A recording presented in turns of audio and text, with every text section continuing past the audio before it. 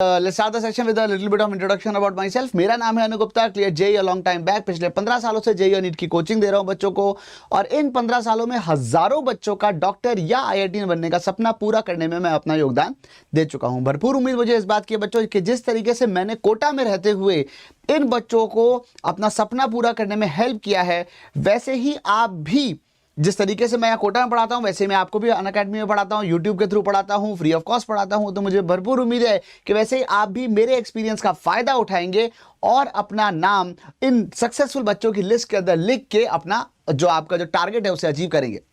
ठीक है, तो फिर बिल्कुल तैयार है सारे हमारे बिल्कुल जोशीले फ्यूचर डॉक्टर्स? कैसे हैं बच्चों? चलिए, नहीं रुकू, मेरी तबीयत बिल्कुल ठीक है, थैंक यू फॉर आस्किंग, पर ऐसा बिल्कुल भी नहीं है। ठीक है, वाह वाह क्या बात है सॉलिहा जी, आप आ गई आज टाइम पर। इनफैक्ट उल्टा मैं आज गलत टाइम पर आया हूं, आज मैं प्रदीप सर की जगह आया हूं क्योंकि प्रदीप सर की शायद थोड़ी सी तबीयत खराब है, तो इस वजह से। ठीक है, तो चलिए कंटिन्यू करते हैं। अच्छा हाँ, सारे कोटा के टीचर्स हैं। हाँ, अब कोटा में बहुत सारी टीचर्स है भी ना। ठीक है, चलिए भाई, अगर आपको हम लोगों से जुड़ना है तो आप ये अनलॉक नीट चैनल ज्वाइन कर लो। इसके ऊपर सारे के सारे आपको नोटिफिकेशन मिल जाते हैं, सारी पीडीएफ भी इसके ऊपर हम लोग अपडेट कर देते हैं बच्चों। अच्छा, दूसरी बात, अनअकैडमी का सब्सक्रिप्शन क्यों लेना चाहिए? कई बार बच्चे मुझसे पूछते हैं कि सर जब आप यहाँ पे यूट्यूब पे हर चीज पूरी पढ़ा ही देते हो तो जरूरत क्या है? What is the requirement of taking a subscription? तो देखो भाई, सब्सक्रिप्शन लेने से क्या होता है कि आपका एक जो डेडिकेशन है वो बढ़ता है, आपकी सिंसियरिटी बढ़ती है, आपकी कंपनी इंप्रूव होती है। जिन बच्चों के साथ बैठ के आप पढ़ रहे हो वो भी बहुत ज्यादा सिंसियर बच्चे होते हैं। ये 3 मेजर बातें हैं आपकी तरफ से। दूसरी बात, हमारी तरफ से आपको एक्स्ट्रा सर्विसेज मिलती हैं, जैसे कि हम आपके डाउट्स क्लियर करते हैं। एक और एक्स्ट्रा सर्विस होती है, वो है आपकी प्रोफाइलिंग होती है। यहाँ पर प्रोफाइलिंग मतलब किस तरीके के क्वेश्चंस आपने अटेम्प्ट किए, कितने आपसे गलत हुए, कौन से सही हुए, किस तरीके के पर्टिकुलर क्वेश्चंस हैं जो आप लगातार गलत करते हो और कहां पे आपको ज्यादा फोकस की रिक्वायरमेंट है। ये सारी बातें आपको यहां पर पता चलती हैं। ठीक है, कौन सा कोर्स कितने का है और क्या है, ये सब बातें अब हम towards the end of the session कर लेंगे। लेकिन अब हाँ, ये कह सकता हूं मैं, अगर आप लोग 2021 की तैयारी कर रहे हैं तो आप 6 महीने का सब्सक्रिप्शन ले सकते हैं, और अगर आप 2022 या उसके बाद की तैयारी कर रहे हैं तो आप 1 साल या 2 साल का सब्सक्रिप्शन ले सकते हैं। सब्सक्रिप्शन आप कोई सा भी लेंगे, कोड आप आपके अपने अनुसार का ही यूज करेंगे। कोड है ANU। ठीक है, और 10 हटा दिया मैंने। ANU is the code. And अगर आप ये वाला कोड यूज करते हो बच्चों, तो उससे क्या होता है कि आप सीधे सीधे मेरी मेंटरशिप में आ जाते हो। एक तो आपको 10% का डिस्काउंट मिलता है। ठीक है, जो अभी थोड़े दिन तक ही 10% है, थोड़े दिन बाद ये 5% रह जाएगा। इसलिए अगर आप सोच रहे हो सब्सक्रिप्शन लेने की तो एज सुन एज पॉसिबल ले डालो। ठीक है, दूसरी बात, इससे आप मेरी मेंटरशिप में आ जाते हो तो क्या पढ़ना है, मेरे 15 साल के एक्सपीरियंस का फायदा उठा सकते हैं आप कि क्या पढ़ना है, कैसे पढ़ना है, मटेरियल कौन सा होना चाहिए, स्ट्रैटेजी क्या होनी चाहिए, टाइम मैनेजमेंट कैसे करना है, कौन सा सब्जेक्ट पहले पढ़ना है। ये सारी की सारी बातें मैं आपको बताता हूँ। इनफैक्ट कोटा का जो बेस्ट मटेरियल है वो भी मैं आपको प्रोवाइड कर सकता हूँ, लेकिन वो सिर्फ सारी बातें सिर्फ तब होंगी जब आप सब्सक्रिप्शन लेंगे और कोड यूज करेंगे ANU। ठीक है, आप आइकनिक सब्सक्रिप्शन भी ले सकते हैं, जिसके अंदर जिन भैया दीदी जिन्होंने टॉप 100 में नीट फोड़ा होगा लास्ट ईयर, जिनसे आप मिलने के लिए बहुत ही ज्यादा आतुर रहते होंगे कि एक झलक मिल जाए, 5 मिनट बात हो जाए, 10 मिनट बात हो जाए, कैसा रहे कि अगर वो भैया दीदी आपको पूरी तरीके से गाइड करने के लिए तैयार हो। ठीक है, और अगर वो पूरी तरह से आपको गाइड करने के लिए तैयार हैं पूरे साल के लिए या जब तक भी के लिए भी आप सब्सक्रिप्शन लेते हो, तो कितना बढ़िया रहे। ठीक है, वो भी पर्सनल कोचिंग। ठीक है, ऐसे नहीं कि मतलब भीड़ में खड़े होकर बोल दिया, पर्सनल कोचिंग। अकेले आपको आपके टेस्ट एनालिसिस के बेसिस पे वो आपको समझाएंगे कि भाई तेरे को ये पढ़ने की जरूरत है, तो ये क्यों नहीं करता है, ये वाली चीज किया कर। ठीक है, अगर आपको ऐसा कुछ चाहिए तो अनअकैडमी एक्चुअली आपके लिए ऐसे ही कोचेस, पर्सनल कोचेस लेकर आए हैं, जिन्होंने अपना खुद का नीट एक बहुत स्ट्रांग रैंक पे फोड़ा हुआ है, और इस वक्त वो किसी ना किसी बड़े इंस्टीट्यूट के अंदर, किसी ना किसी हिंदुस्तान के बेहतरीन गवर्नमेंट मेडिकल कॉलेज के अंदर वो पढ़ रहे हैं। ठीक है, अपनी पढ़ाई करते हैं, पढ़ाई के साथ साथ ऐसा तो नहीं है कि पूरे दिन आपको गाइड करते रहते हैं। ठीक है, दिन में अगर उनको 1 घंटा भी मिल जाता है आपके बारे में सोचने का, समझने का, आपके टेस्ट एनालिसिस को देख के बताने का, तो उनके लिए काफी है। कभी कभी बच्चे मुझसे पूछते हैं कि सर अगर वो हमको गाइड करते तो खुद कैसे पढ़ाई करते हैं? अरे भाई, दिन में 24 घंटे होते हैं और वो डॉक्टर बनने वाले हैं, उनको अच्छी तरह पता है कि मतलब स्लॉग करना क्या होता है। ठीक है, वो नीट फोड़ के गए हैं तो उनको अच्छी तरह पता है कि मतलब अपने टाइम का बेस्ट उपयोग कैसे करना है। उसकी टेंशन तुम मत लो, उनकी पढ़ाई की टेंशन तुम मत लो, उन्हें तुम्हारी पढ़ाई की टेंशन लेने दो। पहला सवाल आपकी स्क्रीन के ऊपर ये रहा, A number of capacitors, each of capacitance 1 microfarad each। इससे पहले कि हम लोग यहाँ शुरू हो जाएं, आपको मैं बता दूं कि कैपेसिटर्स और रेजिस्टेंस के कॉम्बिनेशन के जो फॉर्मूले होते हैं वो उल्टे होते हैं। ठीक है, मतलब अगर सीरीज में कैपेसिटर लगे हुए हैं, एक कैपेसिटर यहां लगा हुआ है, ठीक है, अगर मान लीजिए एक कैपेसिटर यहां लगा है, फिर एक और कैपेसिटर यहां लगा है, फिर एक और कैपेसिटर यहां लगा है, एंड सो ऑन, तो उस केस में ये सीरीज में है तो 1/C इक्विवेलेंट की जो वैल्यू होगी वो 1/C1 plus 1/C2 and so on इस तरीके से आएगी। और अगर एक कैपेसिटर यहां लगा है, फिर उसके बाद एक और कैपेसिटर यहां लगा है, फिर उसके बाद एक और कैपेसिटर यहां लगा है, और वो सब आपस में पैरेलल में हैं, तो उस केस में C इक्विवेलेंट की वैल्यू सीधे सीधे सम आ जाएगी, C1 plus C2 plus C3 and so on. ठीक है, तो बस ये बेसिक फॉर्मूला है जो आपको याद होने चाहिए। ठीक है, चलो भाई, हाँ भाई, ये क्वेश्चन करते हैं सॉल्व, जल्दी से आप करो, ट्राई करो इसको, तब तक मैं बच्चों से मिल लूंगा थोड़ा सा, हमारे 1 मिनट का आपको टाइम है, क्योंकि बहुत सारा कुछ लिखा हुआ है यार, पढ़ना पड़ेगा सब कुछ। ठीक है, हाँ जी, hello Bhavani, hi rock star gaming, कैसे हैं आप? ठीक है, and hello Shahbaz, hi Shreya, hello Karan, hello Deva, Deva रे देवा। क्वेश्चन नंबर फर्स्ट है ये बेटा, जो भी आप आंसर लेके क्वेश्चन नंबर 1 के साथ लिखे, आंसर आप हमेशा क्वेश्चन नंबर के साथ लेके, ताकि मुझे पता चल जाए कि आप कौन से क्वेश्चन की बात कर रहे हैं। ठीक है, हेलो प्रो किंग वेव, नहीं किया वे, हाय यार, थोड़ा सा ऐसे सिंपल नाम रख लिया करो कि यार एक बार में मतलब, चलो मैं प्रो किंग बुला लेता हूँ, इतना काफी है। Hello Rex, hello hello hello everybody, चलो बताओ बच्चों इसका आंसर क्या है, फर्स्ट का आंसर क्या आ रहा है बताओ। बिल्कुल भरत, आप दिख रहे हैं, दिख रहे हैं। हेलो रमेश, हेलो निरूपा, हाँ जी, बज गया घंटा। A number of capacitors, each of capacitance 1 microfarad each, सबकी कैपेसिटेंस 1 माइक्रोफैरेड है, each of which gets punctured if a potential difference just exceeding 500 volt is applied। Punctured का मतलब ये है कि कैपेसिटर की जो दो प्लेट्स हैं उनके अक्रॉस जो मैक्सिमम पोटेंशियल डिफरेंस हो सकता है वो 500 वोल्ट हो सकता है। अगर 500 वोल्ट से ज्यादा पोटेंशियल हुआ, क्योंकि बेसिकली होगा क्या कि अगर यहाँ पे 500 वोल्ट का पोटेंशियल डिफरेंस है तो यहाँ पे इस तरीके से इलेक्ट्रिक फील्ड होगी। आई होप आपको ये वाली बात याद आ रही है कि यहाँ पे प्लस क्यू चार्ज और यहाँ पे माइनस क्यू चार्ज जमा हो जाएगा, उसकी वजह से यहाँ पे इलेक्ट्रिक फील्ड होगी, और अगर इलेक्ट्रिक फील्ड होगी तो यहाँ पे जो करंट है वो इधर की तरफ जाएगा। ठीक है, करंट नहीं जाएगा, सॉरी, जो इलेक्ट्रिक फील्ड होगी वो इधर की तरफ होगी। अब बीच का जो मटेरियल होता है वो नॉर्मली, अब कभी हवा होता है, कभी कोई दूसरा इंसुलेटर लगाते हैं, तो ऐसा हो सकता है कि वो जो हवा है या जो भी इंसुलेटर बीच में लगा है, ज्यादा इलेक्ट्रिक फील्ड की वजह से वो कंडक्ट कर जाए। ठीक है, और उस केस में क्या होगा, यहां पे पॉजिटिव से चार्ज नेगेटिव पे चला जाएगा। जैसे ही यहां पे चार्ज पॉजिटिव से नेगेटिव पे गया, यहां से वहां चार्ज अगर कूद गया, तो इसका मतलब हम ये मान के चलते हैं कि जो कैपेसिटर था वो खराब हो गया। इसी बात को प्यार से कहते हैं कि द कैपेसिटर कहां गया, कहीं तो लिखा था ना, हाँ, इट गेट्स पंचर्ड। ठीक है, इस प्रोसेस को कहते हैं पंचर। कहने का मतलब 500 वोल्ट से ज्यादा का पोटेंशियल डिफरेंस कैपेसिटर की ब्रांचेस के अक्रॉस नहीं होना चाहिए, इतना पक्का है। ठीक है, चलिए, चलो रेक्स ने बता दिया भाई बॉम्बे ही होना चाहिए, और काफी बच्चे आंसर बॉम्बे बता रहे हैं। ठीक है, देख लेते हैं एक बार। अब क्या हुआ, देन वी, ये तो हो गया, फिर इसके बाद हाँ, तो इसमें एक बात पता चल गई, 1 माइक्रोफैरेड का कैपेसिटर है और उसकी पोटेंशियल डिफरेंस झेल पाने की औकात 500 वोल्ट की है। ठीक है, then an arrangement suitable for giving a capacitor of capacitance 3 microfarad across which 2000 volts may be applied requires at least. हाँ भाई, 3 माइक्रोफैरेड का कैपेसिटर चाहिए और वो कम से कम 2000 वोल्ट झेल पाए। ठीक है, तो क्या होना चाहिए भाई, 3 माइक्रोफैरेड का कैपेसिटर चाहिए, तो ऐसा है, एक वो ऐसा एक और पैरेलल में लगाया, ऐसा एक और पैरेलल में लगाया, ये होने चाहिए थे 3। पर अब समस्या ये है कि अगर मैं यहां पे लगाऊंगा तो ज्यादा 500 वोल्ट ही तो यूज कर सकता हूं, क्योंकि इसके अक्रॉस 500 हो गया, इसके अक्रॉस 500 हो गया, इसके अक्रॉस 500 वोल्ट का ड्रॉप आ गया। अगर मैंने इसके अक्रॉस 2000 वोल्ट की बैटरी लगा दी तो तीनों फूट जाएंगे। अब ये 3 माइक्रोफैरेड तो आ रहा है, लेकिन उसका होगा क्या। ठीक है, तो अब हम देखते हैं इसका आंसर क्या आ रहा है। जैसे हमारी सारी पब्लिक जो है वो बॉम्बे बताने को तैयार है, पर जो आंसर है वो एक्चुअली कैलकाटा है। अब देखो, मेरा तो काम ही यहां पर यही है मोस्ट प्रोबेबल क्वेश्चंस के अंदर के ऐसे क्वेश्चन आपको कराऊं जिसमें आप फंस जाओ। बेसिकली आपने क्या किया, आपने कहा सर ये 3 हाथ तो गए, और ऐसे मतलब एक ब्रांच में आपने यहां पे 3 लगा, यहां पे 4 लगा लो लाइन से। यहाँ पे लाइन से 4 लगा लो, ताकि 500 500 500 500 के वो साथ ही हाथ बढ़ाना करके कि भाई एक अकेला फट जाएगा तो मिलके पोटेंशियल डिफरेंस उठाना।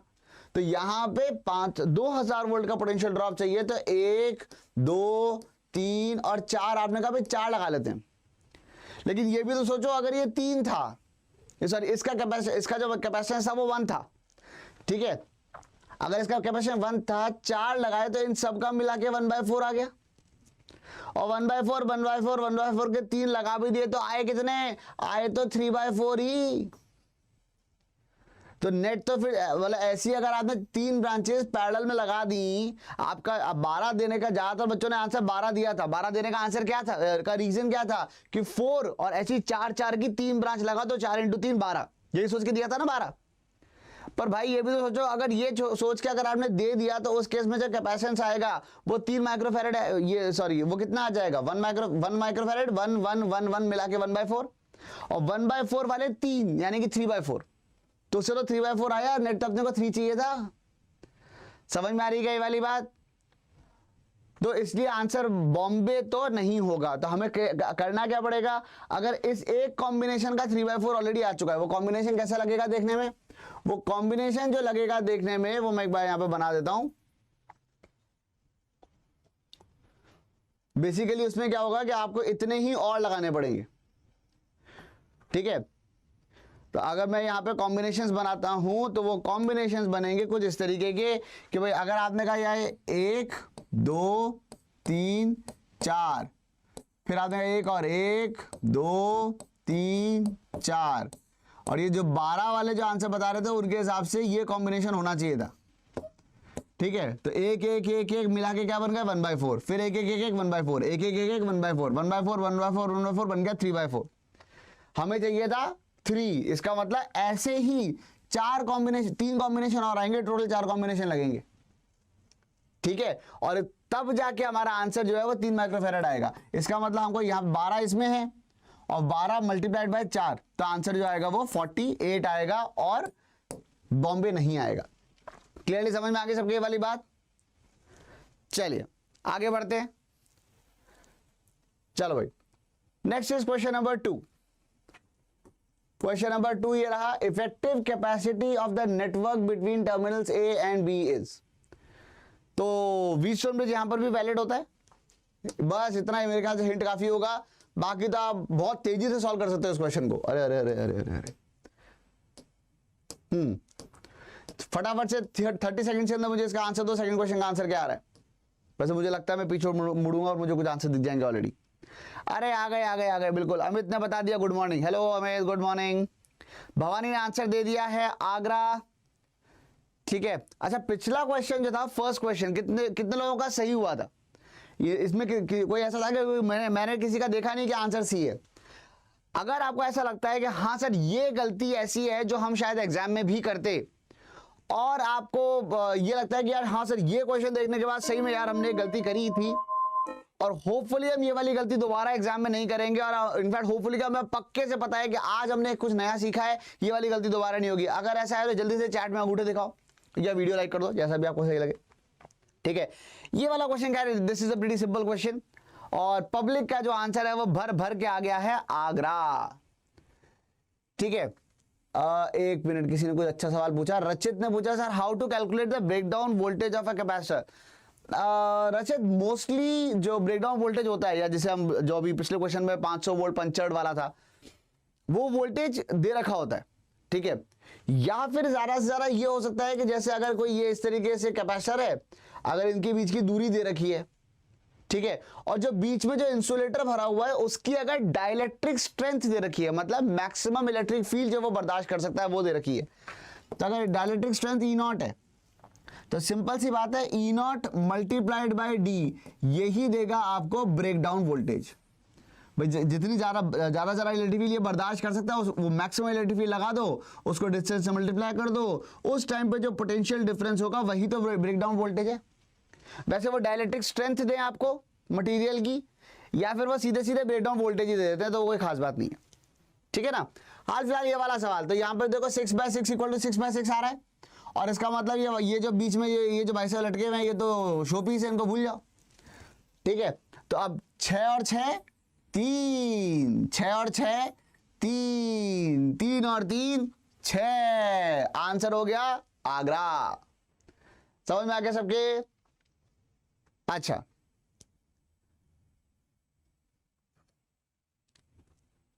अरे नसीम बता रहे हैं कि सर आप बीच में थोड़ी सी अंग्रेजी बोल गए और ये इंग्लिश में लिख रहे हैं, so I do not understand in English please. अरे तो इंग्लिश तो कितनी बढ़िया बोल रहे हो यार तुम। चलिए खैर कोई बात नहीं, वैसे मैं हिंदी में ही बोलता हूं ज्यादातर। ठीक है, क्वेश्चन नंबर 3, थर्ड क्वेश्चन आपकी स्क्रीन के ऊपर ये रहा। देखते हैं हमारे प्यारे प्यारे बच्चे जल्दी से आंसर कर पाते हैं क्या? 1 मिनट कितनी देर देंगे? 45 सेकंड देंगे भाई इसके लिए आपको। ठीक है, हमेशा एक्यूरेसी के बच्चों ज्यादा ध्यान रखना। स्पीड एक्यूरेसी की प्रैक्टिस करते करते अपने आप बढ़ जाएगी। वैसे भी अब तो समय बढ़ गया तुम्हारे पास, है ना? ये बहुत अच्छा हुआ नहीं? मतलब बोर्ड के लिए तो समय बढ़ ही गया है, तो हम यहाँ पे आराम से एक्सपेक्ट कर सकते हैं कि नीट के लिए भी समय जो है वो आपके लिए बढ़ गया है। मतलब मिड जून या जून एंड से पहले तो अब नीट होता हुआ नजर आ नहीं रहा। ठीक है, थर्ड क्वेश्चन बताओ। A series combination of two capacitors of voltage 0.1 microfarad and 0.1 microfarad is connected with a source of voltage 500 volt. The potential difference in volts across the capacitor of the of value 0.1 microfarad will be. काफी आसान सा सवाल लग रहा है ये वैसे मुझे देखने में, पर ऑप्शन इतने अजीब से क्यों लग रहे हैं? हाँ, series combination of two capacitors of value 0.1 microfarad and 0.1 microfarad, दोनों की 0.1 ही है, दोनों सेम है। तो यार यहां तो कुछ गड़बड़ लग रही है मुझे ऑप्शंस। एनीवेज देखते हैं। इस connected with the source of voltage 500 volt. ठीक है, यहां 500 वोल्ट की बैटरी लगा दी। ये 0.1 माइक्रोफैरड है, ये भी 0.1 माइक्रोफैरड है। The potential difference in volts across the capacitor of value 0.1 microfarad is. मुझे ऐसा लग रहा है यहां पे ये एक 0.1 है, कोई दूसरा है, मे बी एक 0.1 है, एक 1 है।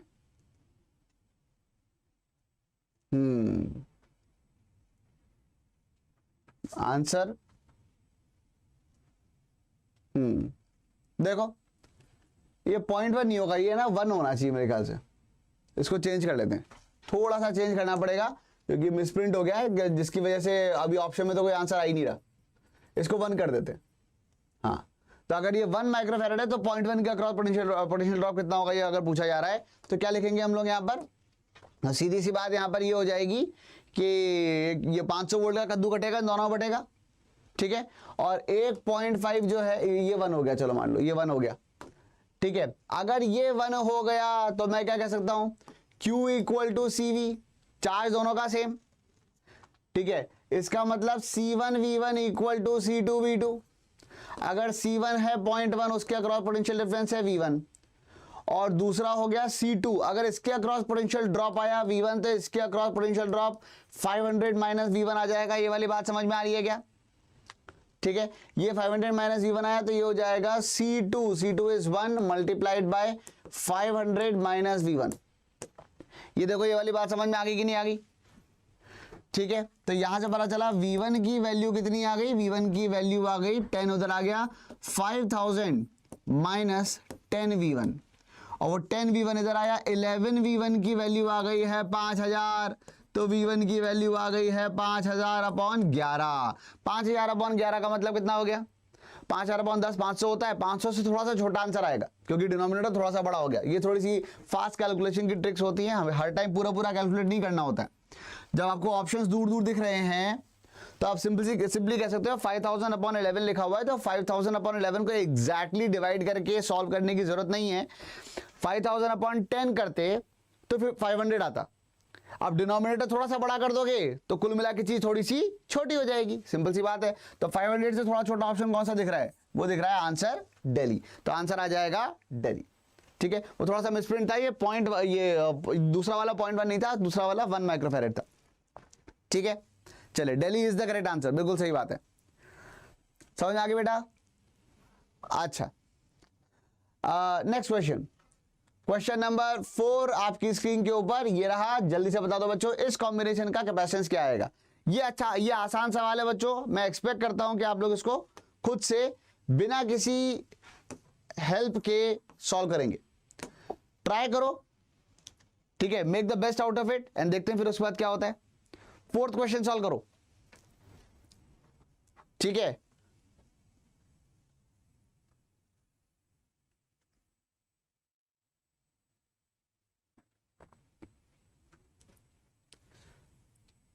चलिए, फोर्थ क्वेश्चन का आंसर क्या आ रहा है बच्चों? हाँ, श्रेया, डॉक्टर स्वेच्छा, अच्छा नाम है। चलो, प्रो किंग का आंसर आ गया है आगरा, और रमेश का भी आंसर आगरा आ गया है। वीरेंद्र, निशांत, बहुत बहुत बढ़िया, बहुत सारे बच्चों का आंसर आगरा आ गया है। चलो देख लेते हैं। वैसे तो खैर छोटा सा क्वेश्चन है, सिंपल सी बात है। देखो बच्चों, ध्यान से देखो, सी और सी बन गया 2C, 2C और ये वाला 2C मिल के बन गए फिर से C, फिर C और C बन गया 2C, 2C और 2C मिलके फिर से बन गए C, ठीक है। और फिर C और 2C आपस में पैरेलल में, तो आंसर आ जाएगा 3C। क्या सबके समझ में आ गया? तो थर्ड का answer is Agra and that is the correct answer. दिख रहा है बच्चों? आसान सवाल, इजी है क्वेश्चन। बस ये जितने क्वेश्चन मैं आपको करा रहा हूं वो सारे के सारे इस पूरे ये जो पूरी जो सीरीज है ना मोस्ट प्रोबेबल क्वेश्चन की, वो पूरी सीरीज के सारे सवाल करके चले जाओ। मान के चलो एटलीस्ट नीट में आने वाले 80 to 90% क्वेश्चंस या तो इन्हीं में से होंगे या ऑलमोस्ट इनसे मिलते जुलते होंगे, ठीक है। चलिए, उससे ज्यादा अच्छा चल रहा है बेटा ये, उसे तो टेंशन मत लो। वहां एनटीए अभ्यास में अगर आप क्वेश्चन करोगे तो उसमें मिक्स्ड आते हैं, ठीक है। तो उससे अच्छा तो आप टॉपिक वाइज अपना कवर करते चलो ना। मिक्स्ड उन लोगों के लिए अच्छा है जो विच आर कॉन्फिडेंट कि हमारा पूरा सिलेबस हो चुका है और हम now we are ready to take on the exam. आ जाए बेटा, नीट ही आ जाए, कोई आज नीट करा लो, कोई दिक्कत नहीं है। क्या आप उस सिचुएशन में हो? अगर नहीं हो तो टॉपिक वाइज अपना एक एक टॉपिक को स्ट्रॉन्ग करते चलो, ठीक है। चलिए, क्वेश्चन नंबर 5 फटाफट से हमारे प्यारे बच्चे आंसर देंगे, 4 देंगे बिल्कुल। चलिए, काउंटडाउन आपका शुरू होता है 45 सेकंड्स का। अब क्वेश्चन नंबर के साथ आंसर लिखना, कृपया आंसर क्वेश्चन नंबर के साथ लिखें ताकि मुझे पता चलता रहे कि आप कौन से क्वेश्चन का आंसर कर रहे हैं। Thank you broking. एंड हाँ जी, आंसर नहीं आया अभी तक। कोई आंसर आ रहे हैं क्या? 5th का आंसर आ गया है, अमित ने बता दिया बॉम्बे, कृपा ने 8/3 बताया कलकत्ता। ओके, देखते हैं। चलिए, वैसे शहबाज बॉम्बे, ठीक है। हेलो आयत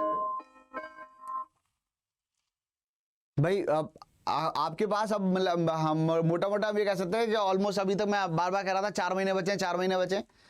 मतलब रमेश पोखरियाल जी की जो अनाउंसमेंट था 31 दिसंबर को, उसके हिसाब से अब मैं कह सकता हूँ नहीं भाई 4 महीने से तो ज़्यादा ही बचे हैं, ठीक है। डेफिनेटली मतलब मैं now we are looking about like say 5 or 5.5 months at least जो आपके पास अभी हैं, ठीक है। तो मैं तो मतलब 6 महीने भी कह सकता हूँ, कोई बहुत बड़ी बात नहीं है। लेकिन चलो 5.5 महीने तो है ही हैं। तो इसलिए अगर आप लोग 0 से भी स्टार्ट कर रहे हो तो भी it would be a great time and a very very high time कि वो भैया फोड़ दो पकड़ के, ठीक है। चलिए, 5th का आंसर देख लें क्या आएगा यहाँ पर। सिंपल सी बात है यहाँ पर ये पहली बात तो आपको ये समझ में आना चाहिए कि ये 1 माइक्रोफैरड और ये वाला 1 माइक्रोफैरड आपस में पैरेलल में है, ठीक है। ये 1 माइक्रोफैरड क्योंकि ये वाला पॉइंट यहाँ भी कनेक्टेड है तो ये सारे के सारे पॉइंट तो सेम ही है ना, ठीक है। तो एक काम करो, इसको यहां से हटा के 1 और 1 2 लिख देते हैं, ठीक है। अब तो बेसिकली यहां पे क्या नजर आया, मुझे ये नजर आया यहां पे है एक 2 माइक्रोफैरड कैपेसिटर, फिर यहां पे एक 1 माइक्रोफैरड कैपेसिटर। ये लाइन तो जा चुकी है, ये ऐसे चल रहा था, और ये यहां पे है एक 2 माइक्रोफैरड कैपेसिटर, और ये आ गया बॉम्बे, ठीक है। तो 2 और 1 मिला के बन गए डबल का 1/3 यानी कि 2/3 और 2 आपस में आ गए पैरेलल में, तो आंसर आ जाएगा 2/3 2, यानी कि आंसर आ जाएगा 8/3 microfarads and that would be the correct answer. So the answer is Calcutta. बिल्कुल सही बात. समझ में आ गया सबके? चलो, बॉम्बे नहीं है बेटा, कैलकाटा है. Rex, the answer is Calcutta. नमस्कार पूजा जी. चलिए क्वेश्चन नंबर 5, सॉरी 5 हो गया, 6 क्वेश्चन. हाँ जी, इस कैपेसिटर की कैपेसिटेंस बताओ. देखो इसके लिए आपको पहले इक्विवेलेंट सर्किट बनाना पड़ेगा, ठीक है, तो इसलिए थोड़ा सा ज्यादा टाइम देता हूं. मतलब कितना, चलो 1 मिनट ले लो. क्या आप इस क्वेश्चन को 1 मिनट में सॉल्व कर सकते हैं बच्चों?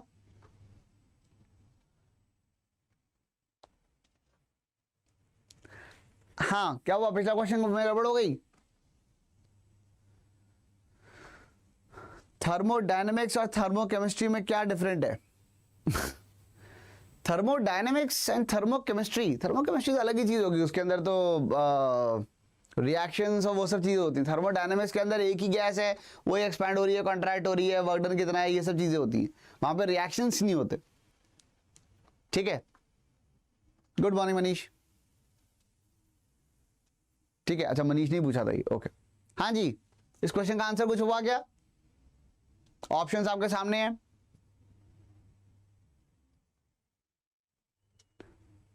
चलिए, गुड मॉर्निंग आयत. हाँ जी, क्या होगा इसके अंदर? देखो सिंपल सी बात यहां पर ये, पहली बात तो ये है कि ये एक और ये एक मुझे दो, ये एक और एक 2 होगा, ये दिख रहा है मुझे. एक और एक 11 नहीं होते यहाँ पे, एक और एक यहाँ पे 2 होगा, ये दिख रहा है कि आपको? ठीक है, तो मैं इसको यहां से हटा देता हूं एक बार को और यहां पे सीधे 2 ही लिख देता हूं. I hope you don't mind. अच्छा, अब क्या हुआ, वो 2 अलग हो गया, बाकी एक यहां पे ये पूरा का पूरा मसाला सा बना हुआ है, ये लंबा चौड़ा सा. इसको संभाल लेते हैं पहले. ये पॉइंट अगर P है, या चलो एक काम करते हैं, इस नाम रख देते हैं, इनके नामकरण किए जाए अलग अलग. ये मान लो ये A है और ये वाला जो पॉइंट है वो B है, फिर ये वाला पॉइंट C है और ये वाला पॉइंट D है. जब भी आप ऐसा इक्विवेलेंट डायग्राम बनाओगे, हमेशा ध्यान रखना, अगर आपने यहां बनाया A, यहां बनाया B, C और D अगर बीच में लिख दिया तो फिर से यही बन जाएगा इक्विवेलेंट डायग्राम बनाते टाइम. इसलिए हम C यहां रखते हैं और C और D साइड में लिख देते हैं बेसिकली. अब एक एक कैपेसिटर से पूछते जाओ, हाँ भैया तुम किस किस के बीच में हो? कि भाई A और C के बीच में है, तो इनका ये बनाया, यहां पे बनाया 2 माइक्रोफैरेड. तुम A और दूसरी तरफ D, आगरा दिल्ली के बीच में है, आप लीजिए, ये 2 बन गया. भाई साहब आप जी, हम कैलकाटा दिल्ली CD, तो लो CD, ये हो गया 5. भाई साहब आप कहां पे लटक रहे हो? C और बॉम्बे और कैलकाटा के बीच में लटक रहे हैं हम. अच्छा, ये लो, कितना हो तुम? 2 हो. ठीक है, और भाई साहब आप ही बचे, बाकी सारे तो हो गए. ये गोले मारते जाना ताकि ऐसा नहीं हो कि कोई भी एक कैपेसिटर बार बार हो जाए या एक आध कोई कैपेसिटर छूट जाए. अब ये 2 माइक्रोफैरेड वाला कैपेसिटर बॉम्बे और दिल्ली के बीच में लगा हुआ है. कहाँ है बॉम्बे दिल्ली? ये रहा, व्हीटस्टोन ब्रिज भी तो कंप्लीट होना था.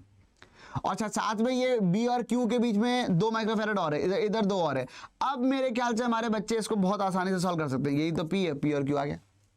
ठीक है, अगर ये एक पैरेलल कॉम्बिनेशन, ये व्हीटस्टोन ब्रिज है, 2/2 = 2/2, मतलब ये रहा, ये तो बेसिकली शो पीस है, भूल जाओ उसको. 2 और 2 1, 2 और 2 1, 1 और 1 2, और 2 और 2 मिलके बन जाएगा 1. And the answer is Bombay. समझ में आगे बच्चा सबको? 6 क्वेश्चन का answer is Bombay and that is the correct answer. Clear है क्या? कोई हैरानी परेशानी? ठीक है, भरत समझ में आ गया? चलिए आगे बढ़ जाए क्या? Next question. 2 spheres of radii R1 and R2 have equal charges are joined together with a copper wire. If V is the potential of each sphere after they are separated from each other, then the initial charge on both spheres was. हाँ जी, बस separate कर दिया, मतलब isolate कर दिया आपस में, और एक का पोटेंशियल अगर देखा जाएगा तो वो फिर मतलब उसका चार्ज KQ/R1 आ जाएगा. बेसिकली स्फीयर का जो चार्ज होता है कंडक्टिंग स्फीयर का, वो कंडक्टिंग स्फीयर का जो पोटेंशियल होता है वो हम लोग KQ/R जानते हैं. ठीक है, तो 2 spheres of radii R1 and R2 have equal charges. ये रहा एक स्फीयर R1 रेडियस का, ये एक दूसरा स्फीयर R2 रेडियस का. इन पे इक्वल चार्जेस थे, तो चार्ज इस पे भी Q था और इस पे भी Q था. ठीक है, इन दोनों को एक वायर से जोड़ा, वायर से जोड़ा तो चार्जेस रीडिस्ट्रीब्यूट हो गए क्योंकि पोटेंशियल बराबर हो जाएंगे। If v is the potential of each sphere after they are separated, बाद में जो कॉमन पोटेंशियल अगर वो v आया है तो ये पूछ रहा है कि initial charge on both spheres कितना था, इस पे और इस पे इनिशियल चार्जेस क्या थे, इनिशियल चार्जेस क्या थे। ठीक है, क्वेश्चन नंबर है क्वेश्चन नंबर 7 और इसको मैंने ऑलमोस्ट पूरा आपको बता ही दिया है, बस आपको इक्वेशन लिखनी बाकी है, तो इसलिए अब मैं आपको देता हूं 45 सेकेंड्स। ठीक है, चलो जल्दी से सॉल्व करो, देखते हैं क्या आता है आपका इसका आंसर। 7th का बॉम्बे बता दिया है भवानी ने, बी फॉर बड़ा doctor. Hello target AIIMS.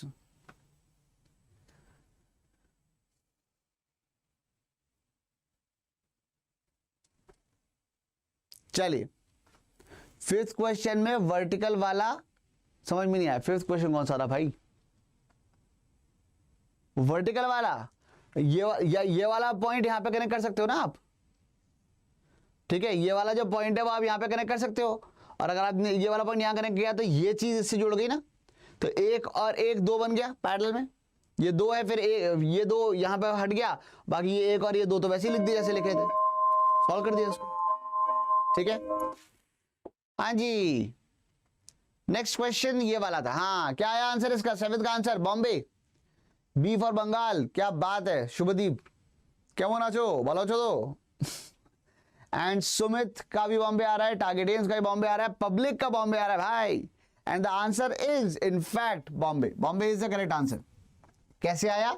Simple सी बात यहां पर ये हो जाती है कि अगर आपने कनेक्ट कर दिया था तो अगर इसका चार्ज मैं फाइनली Q1 मान रहा हूं, मान लो इसका चार्ज हो गया बाद में Q1, इसका चार्ज हो गया Q2, तो एक बात तो ये हो गई कि V की वैल्यू KQ1/R1 भी है और V की ही वैल्यू KQ2/R2 भी है। Q1 Q2 दोनों आ गए। ठीक है, और दूसरी बात यहां पर ये है कि Q1 plus Q2 is definitely 2 capital Q। ठीक है, अब बस करना क्या है, कुछ नहीं, Q1 की वैल्यू VR1/K लिखी, Q2 की वैल्यू VR2/K लिखी, तो VR1/K और ये हो गया VR2/K की वैल्यू आ गई 2Q। तो Q की वैल्यू क्या हो जाएगी? मतलब हाफ ऑफ या V/2K इंटू R1+R2, तो V/2K into R1+R2 and Bombay is the correct answer. समझ में आ गया बेटा सबके? चलिए next question, question number 8 and 8th question इस तरीके से है, छोटा सा सवाल है, पढ़ने में समय ज्यादा लगेगा आपको, सॉल्व करने में कम समय लगेगा, तो 45 सेकंड्स में आपको देता हूं, लेकिन फिर भी समय कोई बात नहीं, you must always and always focus on accuracy rather than focusing on speed. ठीक है, चलो फटाफट से बता दो। चलिए बहुत बढ़िया, समझ में आ रहा है सबके? आई रियली होप कि इन सेशन से आपको फायदा मिल रहा है, और जितने तरीके के क्वेश्चंस नीट के अंदर आ सकते हैं वो सारे क्वेश्चंस मैं यहाँ पे कवर कर रहा हूँ इस सीरीज के अंदर, तो डेफिनेटली आपको बहुत बहुत फायदा मिलना चाहिए इन क्वेश्चन से, ताकि अगर आप पहली बार पढ़ रहे हो तो भी आपके लिए ठीक है, और अगर आप पहले पढ़ चुके तो रिविजन आपका बहुत अच्छे से हो जाना चाहिए। ठीक है, हाँ जी, क्वेश्चन नंबर 8 का आंसर क्या बताया पब्लिक ने? चलो, तन्मय ने बताया दिल्ली, श्रेया ने बताया बॉम्बे। ठीक है, दिल्ली एंड बॉम्बे में लड़ाई चल रही है। अच्छा, दिल्ली वाले और आ गए। ठीक है, अहमद ने भी दिल्ली बता दिया है। चलिए देख ले आंसर क्या है। 2 spheres of radius 1 centimeter, 2 centimeter have been charged with इतना coulombs of positive charge when they are connected by a wire। क्या होगा? अरे सिंपल सी बात है भाई, सीधी सी बात है, अगर यहाँ पे KQ1/R1 और दूसरे का पोटेंशियल KQ2/R2 है, तो बेसिकली जिसका पोटेंशियल ज्यादा होगा वहां से हमेशा चार्ज दूसरे वाले की तरफ फ्लो कर जाएगा। ठीक है, तो Q1 दे रखा है आपको 1.5 × 10⁻⁸ डिवाइडेड बाय 1 सेंटीमीटर, तो ये आ गया K into 1.5 into 10⁻⁸ divided by R1 दे रखा है 0.01 और Q2 की वैल्यू हो गई 0.3 इंटू 10⁻⁻7 डिवाइडेड बाय, मतलब 3 × 10⁻80 मान लो, डबल हो गया, डिवाइडेड बाय 0.02। अरे ये तो दोनों पोटेंशियल बराबर आ गए आपस में, देखने में लग नहीं रहा लेकिन है तो सही। ठीक है, तो इसका मतलब आंसर क्या आ जाएगा? इसका आंसर आ जाएगा Calcutta. There will be no flow of charge, कोई भी चार्ज यहां पे फ्लो नहीं करेगा। क्यों नहीं करेगा? क्योंकि अगर आप ध्यान से देखो तो दोनों पोटेंशियल बराबर ही आ रहे हैं, पोटेंशियल अगर बराबर ही आ गए तो चार्ज फ्लो नहीं करेगा। चार्ज हमें कभी भी ज्यादा चार्ज से कम चार्ज की तरफ या कम चार्ज या ऐसे मतलब बड़े स्फीयर से छोटे स्फीयर की तरफ ऐसे फ्लो करेगा, ऐसा कुछ नहीं होता। चार्ज हमेशा तभी फ्लो करता है जब पोटेंशियल डिफरेंस होता है। जब भी हायर पोटेंशियल होगा और जहां लोअर पोटेंशियल होगा, चार्ज हमेशा हायर पोटेंशियल से लोअर पोटेंशियल जाएगा। वैसे इस बात के बारे में ना एक एग्जांपल लेता हूं मैं नॉर्मली क्लास के अंदर। वो बहुत सिंपल सा एग्जांपल है, ठीक है भाई। लोगों को हो सकता है कभी किसी को लगेगा सर ज्यादा चार्ज जहां है वहां से कम चार्ज की तरफ जाएगा चार्ज। नहीं, ऐसा नहीं है कि चार्ज जहां ज्यादा है और जहां कम है यहां से वहां जाएगा, नहीं। होता क्या है, charge actually does not depend on that thing. Charge किस बात पे डिपेंड करता है? चार्ज इस बात पे डिपेंड करता है कि पोटेंशियल क्या है। इसके दो एग्जांपल्स आते हैं मेरे को, मतलब जो मैं अक्सर क्लास में लेता हूं, और वो ये हैं, याद आते हैं मुझे इस वक्त, कि भाई जैसे आप मान लो समुद्र किनारे गए, ठीक है, और आप एक ग्लास लेके गए साथ में, और आपने समुद्र से थोड़ा सा पानी भरा, और आप ये पानी आपके हाथ में नीचे समुद्र में है, आप समुद्र में मतलब लहरें आ रही हैं और आपके पैर थोड़े थोड़े आपके पैर डूबे हुए समुद्र के अंदर, और यहां पे ग्लास में थोड़ा सा पानी है। अब अगर आप ये कहोगे मैं ग्लास को टेढ़ा करूं तो ये सब पानी ऊपर से नीचे गिरेगा, नीचे से ऊपर जाएगा सर, नीचे, लेकिन नीचे पानी ज्यादा है ऊपर पानी कम है। ये अगर कुछ बच्चे ऐसा कुछ कभी कभी होता है, कुछ बच्चे अड़ जाते हैं, सर जहां चार्ज ज्यादा होगा वहां से उधर जाएगा ना जहां चार्ज कम है। तो ये बात ही सोचनी गलत है। ज्यादा चार्ज से कम चार्ज पे चार्ज नहीं फ्लो करता है, कुछ और फैक्टर्स हैं। जैसे कि इस केस पानी वाले केस में हाइट वॉज अ फैक्टर, ठीक है। जब आप ऐसे गिराओगे तो ज्यादा पानी, ग्लास में जरा सा पानी है, समुद्र है बहुत पानी है, इसका मतलब ये थोड़ी कि समुद्र से निकल के ग्लास में घुस जाएगा, ठीक है। जब गिराओगे तो ऊपर से नीचे गिरेगा, नीचे से ऊपर जाएगा। ऐसी एक एग्जांपल और है। एक और एग्जांपल ये है कि मान लो कि एक कूल हाथी है, ठीक है, एक कूल हाथी है और एक हॉट चींटी है। मतलब ये कूल और हॉट मतलब not in the literal, not in the other sense but the literal sense, ठीक है। कूल हाथी का टेम्परेचर कम है, ठीक है। हॉट चींटी का टेम्परेचर ज्यादा है। बुखार आ रहा है बेचारी चींटी को, कोरोना हो गया उसको, ठीक है, बुखार आ रहा है उसको, और कूल हाथी जो है वो ठंडा पड़ा हुआ, बिल्कुल सर्दी में घूम रहा था।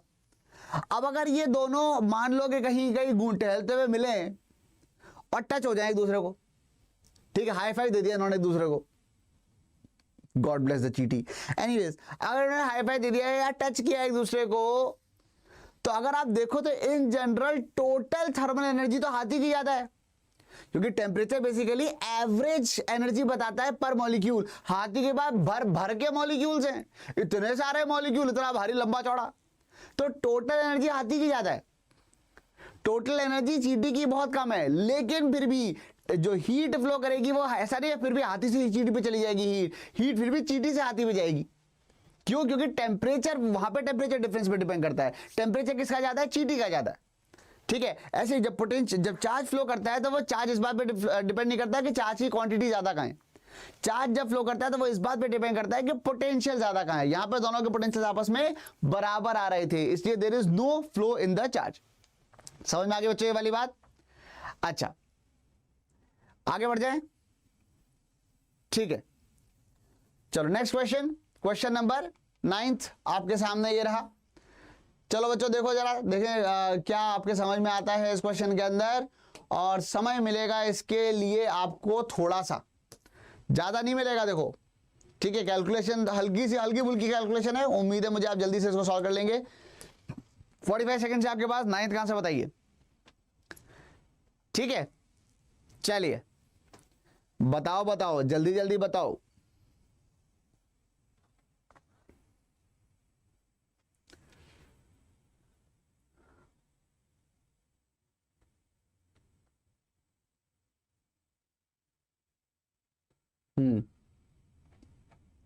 चलो 9th का आंसर कैलकुलेट आ गया है। किसका आया है? ये आयशा का आया है। हेलो आयशा। श्रेयांश ने भी कैलकुलेट दे दिया है। और देखते हैं कितने बच्चे इसका सही आंसर कर पाते हैं फटाफट से, समय खत्म होने वाला है। 5 सेकंड, 4, अरे 5 के बाद सीधी 3 कैसे आया? चलिए, एंड द आंसर इज, लो हाथियों चींटी आ गए हैं। हालांकि शहबाज की चैट में देखने में हाथियों चींटी बराबर साइज के लग रहे हैं। क्या क्या बताया जा रहा है इसका आंसर, चलिए देख लेते हैं। 5 capacitors each a capacitance of value C are connected in the figure, ठीक है। Ratio of capacitance between P and R, तो P और R, किधर है P, ये रहा P एंड R, मतलब अगर चार्ज यहां से घुसे यहां से बाहर निकल जाए तो ये दोनों सीरीज में, ये तीनों सीरीज में, ये दोनों मिला के हो गए C/2, ये तीनों मिलके हो गए C/3 और वो दोनों हो गए पैरेलल में, तो C/2 प्लस C/3 और वो आ गया 5C/3, सॉरी 5C/6, ठीक है, और वो आ जाएगा 5C/6। तो एक बात तो हमको समझ में आ गई भाई साहब, 5C/6 ये आ गया। अच्छा फिर क्या, किसके बीच में पूछा है, and the capacitance P and Q, P और Q के बीच में पूछा गया बाद में। अब अगर P और Q की बात हो रही है तो चलो भाई P और Q, यहां से चार्ज घुसा अगर वहां से बाहर निकलता तो ये एक C अलग होता और 1 2 3 4 C अलग होते, C और C C/4 बन जाते सारे के सारे मिलके, और वो दोनों पैरेलल में ऐड हो रहे हैं C के साथ, तो ये C के साथ ऐड होते हैं तो ये 5C/4 आ जाता, ठीक है। तो इन दोनों का रेशियो पूछा है 5C/3 डिवाइड बाय 5C/4, तो कितना आ जाएगा, बिल्कुल सही बात है। तो आंसर जो है वो calculate 2:3 would be the correct answer. बहुत बढ़िया, जितने बच्चों का सही आंसर आ गया बधाई हो आप सभी को बहुत बहुत, ठीक है। अगर आपकी एक्यूरेसी आपको लग रहा है कि अच्छी आ रही है, 9 में से आपके 9 सवाल सही हो गए, 8 सवाल सही हो गए, अगर आपकी एक्यूरेसी अच्छी आ रही है तो अब आप टाइम के ऊपर ज्यादा फोकस कर सकते हैं, ठीक है, and you can actually try and give a fast answer. लेकिन एक बात ध्यान रखना बच्चों, मतलब क्या है, छोटी छोटी ट्रिक्स होती हैं, ठीक है। होता है कभी कभी ऐसा कि सर आप जब आप करा रहे होते ना, यहाँ पे करा रहे होते तब तो हम कर लेते हैं, एग्जाम में हमारे जाने के हाथ पर भूल जाते हैं, फिर हमसे कुछ होता नहीं है, ठीक है। अब क्या होता है कि इसीलिए मैं आपको हमेशा कहता हूं कि हमेशा at the back of the mind आप ये रखो, जैसे आप अगर आप फाइनल एग्जाम दे रहे होते, अगर आप नीट दे रहे होते, जेई दे रहे होते, अगर आप अपने जो भी आपका टारगेट एग्जाम है वही दे रहे हो इस वक्त, और इस क्वेश्चन को सॉल्व करने के ऊपर डिपेंड करता है कि आपका क्या होने वाला है क्या नहीं होने वाला है, तो आप जैसे ही आप इस बात को इमेजिन करोगे, इमेजिन करते के साथ ही अपने आप ही आपका दिमाग जो है वो थोड़ा सा काइंड ऑफ थोड़ी घबराहट हो सकती है, थोड़ा पैरालाइज हो सकता है, थोड़ा सा ऐसा होगा कि अरे यार मर गया मतलब हो नहीं रहा, पर उसकी चिंता मत करो। उससे क्या आपको एग्जाम टेम्परामेंट सुधारने का बेस्ट तरीका यही है, always keep a sense of Hari at the back of your mind. क्या जल्दी करना है, स्पीड अपने आप इसी से स्पीड धीरे धीरे बढ़ेगी, लेकिन हमेशा फोकस आपका एक्यूरेसी पे होना चाहिए कि नहीं यार गलत नहीं करना है, जल्दी सही करना है, that should be the point. चलिए आगे बढ़ते हैं। क्वेश्चन नंबर 10, 10वां सवाल आपकी स्क्रीन के ऊपर ये रहा, चलो जल्दी से कर डालो।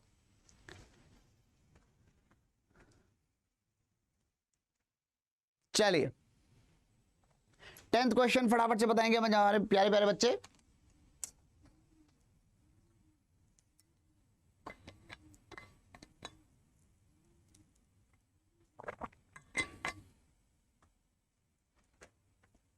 ओ सॉरी, टाइमर तो मैं देना ही भूल गया। हाँ जी, चलो कर लिया होगा शायद आपने अब तक। बताओ कि आंसर क्या आ रहा है 10th का आंसर। आगरा, प्रो किंग ने बताया आगरा, कैलकाटा। अमित का आंसर आ रहा है कैलकाटा। 10वां सवाल 7 करोड़ का होता है क्या, 12वां होता है ना शायद, पता नहीं, मैं देखा नहीं बहुत टाइम से। चलिए आगरा और कैलकाटा में मतलब भयानक ही लड़ाई चल रही है यार। हाँ शुभोदीप की करছো তুমি, सॉल्व करो, थोड़ी सी बंगाली आती मुझे। हाँ जी आयशा, आगरा, बॉम्बे, कैलकाटा, क्या बात है, सब आ रहे हैं आगरा बॉम्बे से। कोई दिल्ली वाला नहीं है क्या, पता चला आंसर दिल्ली निकल गया। And the correct answer is Agra. Agra is the correct answer बच्चों। चलो देख लेते हैं कैसे हुआ ये, आइए। A series combination of n1 capacitors each of value C1, ठीक है, सीरीज कॉम्बिनेशन है। तो भाई सीरीज कॉम्बिनेशन है, इस बात का मतलब क्या हुआ, इसका मतलब वो जो पूरा कॉम्बिनेशन है उसकी नेट इक्विवेलेंट जो आएगा वो C1/n1 आ जाएगा, ठीक है, सीरीज कॉम्बिनेशन है। इस charge by a source of potential difference 4 volt, ठीक है। तो बेसिकली वो एक कैपेसिटर था जिसकी कैपेसिटेंस C1/n1 थी, उसको 4 वोल्ट से चार्ज कर दिया, ठीक है, हम बिल्कुल बुरा नहीं मानेंगे। 4 वोल्ट से चार्ज किया तो यहाँ पे 4 C1/n1, Q equal to CV होता है, Q इक्वल टू CV होता है। C की वैल्यू आ गई C1/n1, इसको 4 से मल्टीप्लाई किया, ये यहाँ पे चार्ज आ गया, ठीक है। When another parallel combination of N2 capacitors, when another parallel combination of N2 capacitors, उसमें N2 capacitors पैरेलल में लगा दिए, तो वहां जो इक्विवेलेंट आएगा वो C1N2 N2C1 आ जाएगा, क्योंकि N2 कैपेसिटर लगाए हैं पैरेलल में, ये हो जाएगा N2C1। ठीक है, N2 capacitors each of C2 value, अच्छा सी वैल्यू C2 है, ठीक है, C2 लगा देते हैं। इस charge by a source of potential difference V, पहले 4V लगाया था, V लगाया, ठीक है, यहां पे हमने जो कॉम्बिनेशन लगाया वो लगाया V, बिल्कुल बच्चे अच्छी बात है। फिर it has the same total energy stored in it and the first combination has the value of C2 is, ठीक है, तो एनर्जी दोनों की सेम है, तो यहां पे हम एनर्जी क्या ले सकते हैं, इस केस में एनर्जी लिखी जाएगी हाफ CV², तो हाफ C हो गया C1/N1 इंटू 4V का होल स्क्वायर, ठीक है, और इसकी एनर्जी हो जाएगी हाफ CV², तो हाफ C की वैल्यू हो गई N2C2 इंटू V का स्क्वायर, और दोनों एनर्जी बराबर है, हाफ से कटा हाफ और कुछ कटा गया, हाँ V² से कट गया V और कुछ कटा गया, नहीं और कुछ नहीं कटा, तो C2 की वैल्यू क्या आ गई, C2 की वैल्यू आ जाएगी 16C1/N1N2, तो 16C1/N1N2 is the correct answer. समझ में आया बच्चों सबके? चलो आगे बढ़ जाएं क्या, क्वेश्चन नंबर 11, 11वां सवाल आपकी स्क्रीन के ऊपर ये रहा, बताओ बच्चों आंसर इसका, चलो शुरू हो जाओ। To increase the charge on the plate of a capacitor implies to, अगर आपको चार्ज बढ़ाना है तो इसका मतलब क्या है, चलो टाइम मिलेगा आपको इसको सॉल्व करने का 30 सेकेंड्स।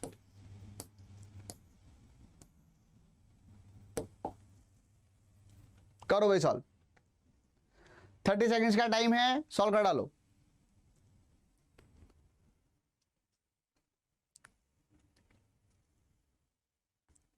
वकार का आंसर कैलकाटा आ चुका है 11th का। 11th क्वेश्चन के आंसर्स क्या क्या आ रहे हैं बच्चों, अहमद का दिल्ली, कृपा का कैलकाटा, सौरभ दिल्ली, अमित कैलकाटा। ऐसा यूजुअली 14-15 क्वेश्चन रहते हैं, ठीक है, जिसमें लास्ट के 2-3 मैं आपको होमवर्क के लिए देता हूं। हाँ जी, तो सही आंसर है Delhi, Delhi is the correct answer. To increase the charge on the plates of a capacitor implies to, भाई अगर कैपेसिटर है इसकी प्लेट्स हैं, पोटेंशियल एनर्जी के बारे में क्या कह सकते हैं, तो पोटेंशियल एनर्जी Q²/2C से गिवन है, चार्ज बढ़ाओगे तो पोटेंशियल एनर्जी बढ़ेगी, तो ये तो गलत हो गया। Decrease the capacitance, capacitance charge पे डिपेंड करती ही नहीं है, ये भी गलत हो गया। इंक्रीज द कैपेसिटेंस, कैपेसिटेंस जो करती नहीं तो ये गलत हो, 3 गलत हो गए तो ये तो सही होगा ही सही, फिर भी देख लेते हैं।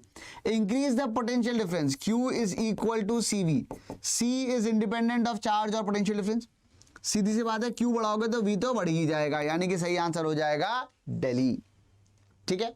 C बता रहे थे कुछ लोग इसका आंसर, बेटा कैपेसिटेंस कैसे चेंज हो सकता है, कैपेसिटेंस चार्ज पे या पोटेंशियल डिफरेंस पे डिपेंड नहीं करता, जैसे पैरेलल प्लेट कैपेसिटर की कैपेसिटेंस क्या होती है, ε0 A/d, तो वो डिपेंड इस बात पे करता है कि प्लेट का साइज क्या है, प्लेट का शेप क्या है, प्लेट कितनी दूर दूर है आपस में, या उसके बीच में कौन सा मटेरियल भरा हुआ है, इन चीजों के ऊपर कैपेसिटेंस डिपेंड करता है, वो इन चीजों पर नहीं करता है कि चार्ज कितना है, ठीक है।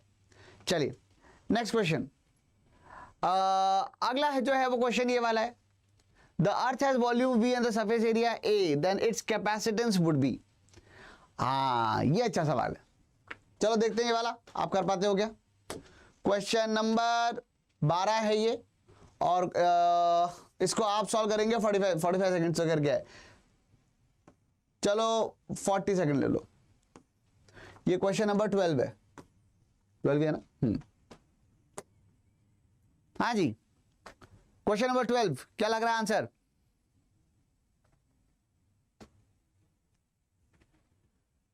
फटाफट से कर डालें इसको।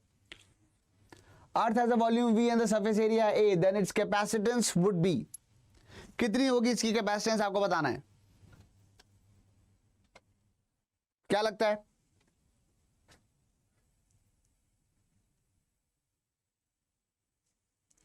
समय बस खत्म होने ही वाला है, आंसर आने शुरू हो गए मेरे पास, बॉम्बे बॉम्बे बॉम्बे बॉम्बे बॉम्बे कैलकाटा, एम्स दिल्ली का आंसर आ गया कैलकाटा, बाकी सब जगह से आंसर आ रहे हैं बॉम्बे। चलिए चलिए भाई, तो सही आंसर जो है वो एक्चुअली कैलकाटा है। सही आंसर है Calcutta. The earth has a volume we, volume we है इसका मतलब 4/3 पाई आर क्यूब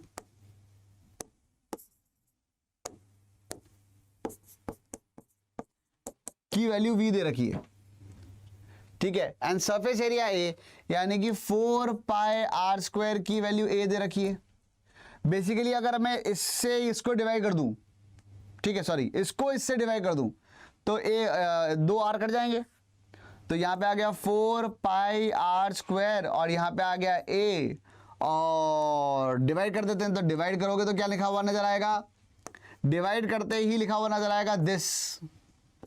तो इसमें पाई से कट गया पाई, 4 से कट गया 4, एक आर स्क्वायर से कट गया आर, तो v बाय ए की वैल्यू आ गई r/3, ठीक है। तो v बाय ए की वैल्यू आ गई है r/3, तो r को हम लिख सकते हैं 3v/a। एक बात तो ये होगी, ठीक है। और ये होता क्या है, ये जो मतलब अगर एक स्फीयर है तो उसका स्फेरिकल, तो उसकी कैपेसिटी कैसे निकालते हैं। तो हमने कहा भाई मान लो यहाँ पे प्लस क्यू चार्ज है, और वैसे कैपेसिटेंस निकालने के लिए हमेशा 2 प्लेट चाहिए होती हैं।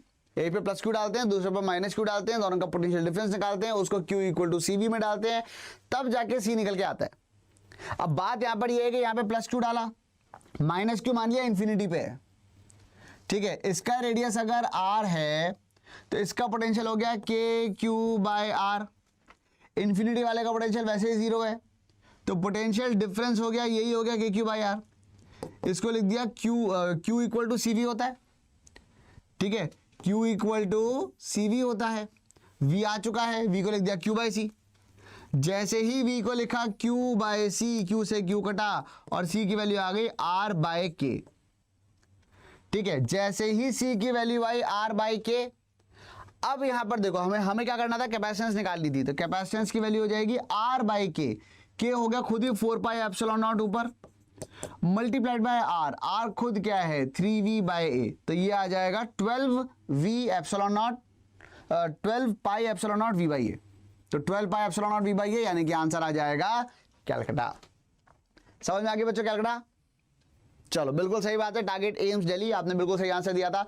ज्यादातर लोगों ने आंसर बॉम्बे दिया था क्योंकि उन्होंने सीधे सीधे पता नहीं क्या किया था ये, अच्छा मतलब फॉर्मूला याद था sir 4 pi epsilon not into radius होता है, वो बात तो सही थी, जो मैंने डिराइव किया वो आपने हो सकता है वो आपको फॉर्मूला याद था तो आपने खटाक से लगा दिया, पर ये तो देख लो रेडियस v/a थोड़ी होगा, रेडियस में भी एक 3 का फैक्टर और आएगा, ठीक है। सर्किट की तो पहला सवाल आपकी स्क्रीन के ऊपर ये रहा, ठीक है। अरे ये कैसा हो गया, चलो कोई बात नहीं।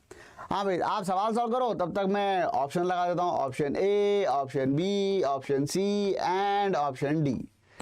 हाँ जी, तो टाइम दे दें आपको, कितना टाइम चाहिए। चलो पहला सवाल है, सुस्ती हो रही होगी अभी थोड़ी सी, है ना, तो अपन 1 मिनट ले लेते हैं, तब तक मैं जरा बच्चों से ही मिल लेता हूँ। हेलो भरत, हाय वृषभ, हेलो शहबाज, निकी, कैसे बच्चों, मंजू, अमित, गुड मॉर्निंग। चलिए वृषभ ने बता दिया ABCD, कनक का आंसर दिल्ली आ चुका है। ये क्वेश्चन नंबर 1 है बच्चों, क्वेश्चन नंबर के साथ अगर आप डालेंगे तो ज्यादा अच्छा रहेगा, ठीक है। क्वेश्चन नंबर 1 का आंसर्स, चलिए अमित ने बता दिया बॉम्बे, भवानी ने दिल्ली, बहुत बढ़िया। नमस्कार प्रशांत, कैसे हैं आप। चलो भाई घंटा बजा कि नहीं, अभी नहीं बजा, 15 सेकंड है, चलो जल्दी जल्दी बताइए। भवानी ने बताया, चलो आगरा भी आ गया है हमारे पास आंसर, आगरा, बॉम्बे, दिल्ली तीनों आ चुके हैं, कैलकाटा नहीं है कोई। चलिए देख लेते हैं, और ये घंटा बज गया फटाफट से। चलो सही आंसर क्या है, चलो पहले सही आंसर देखते हैं। तो सही आंसर है कैलकाटा, क्या बात है, कैलकाटा ही नहीं बताया था किसी ने, तो Calcutta is the correct answer. और देख लेते हैं, 2 capacitors C1 and C2 in a circuit are joined as shown in the figure. The potential of the point A is V1 and the potential of point V2 is B is V2. The potential of the point D will be. तो D point का potential क्या होगा? ये तो गड़बड़ लग रहा है आंसर, कैलकुलेटर तो नहीं है ना ना ना ना, ना। रुको रुको रुको, आंसर कैलकुलेटर नहीं है, मेरे पास लिखा कैलकुलेटर हुआ है लेकिन ये कुछ गड़बड़ लिखा हुआ है। देख लेते हैं एक बार।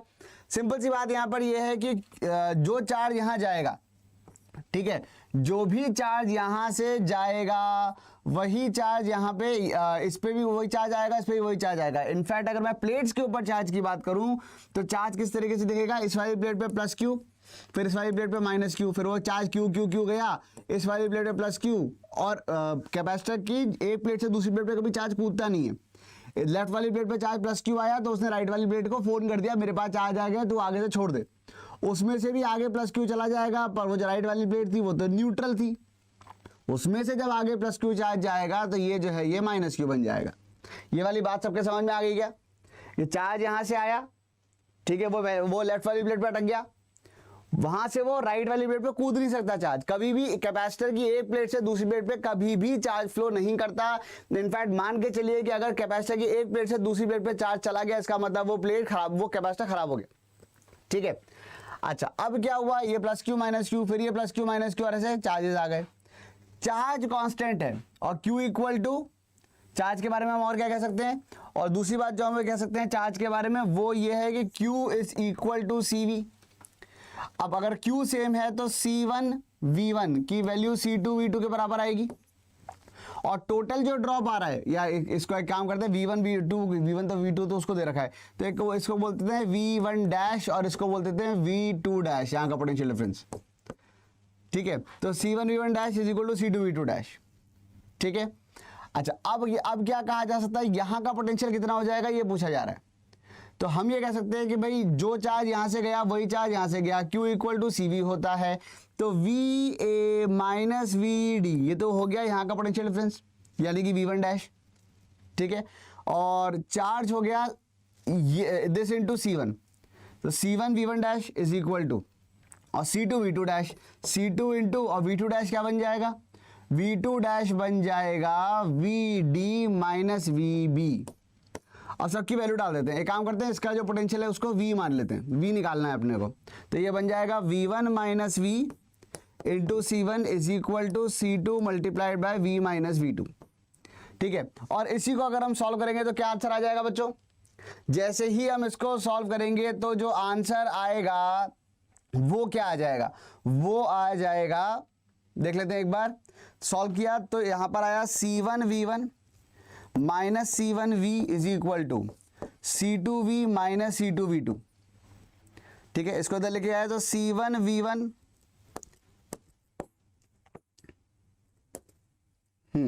यहां आया C1 V1 plus C2 V2 is equal to C1 plus C2 into V। इसको इधर लेके जाके V को कॉमन निकाल लिया तो V की वैल्यू क्या आ गई?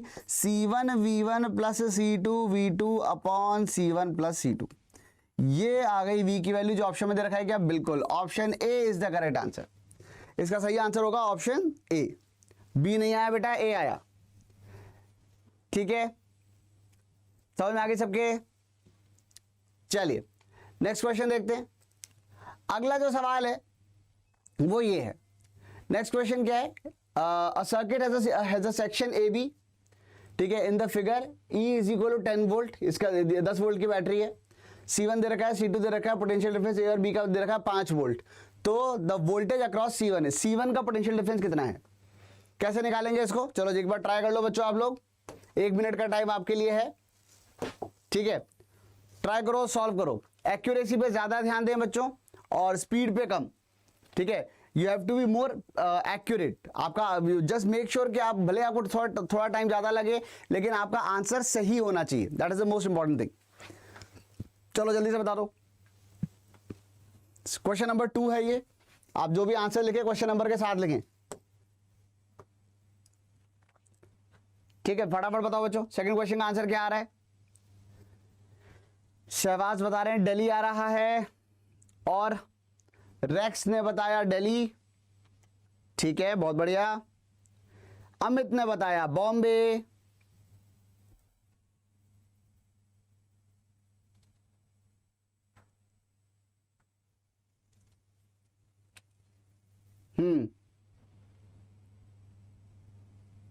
चलिए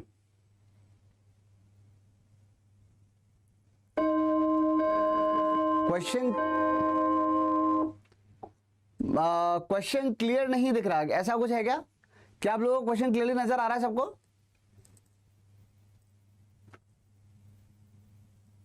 सभी लोगों को क्वेश्चन ठीक से नजर आ रहा है क्या?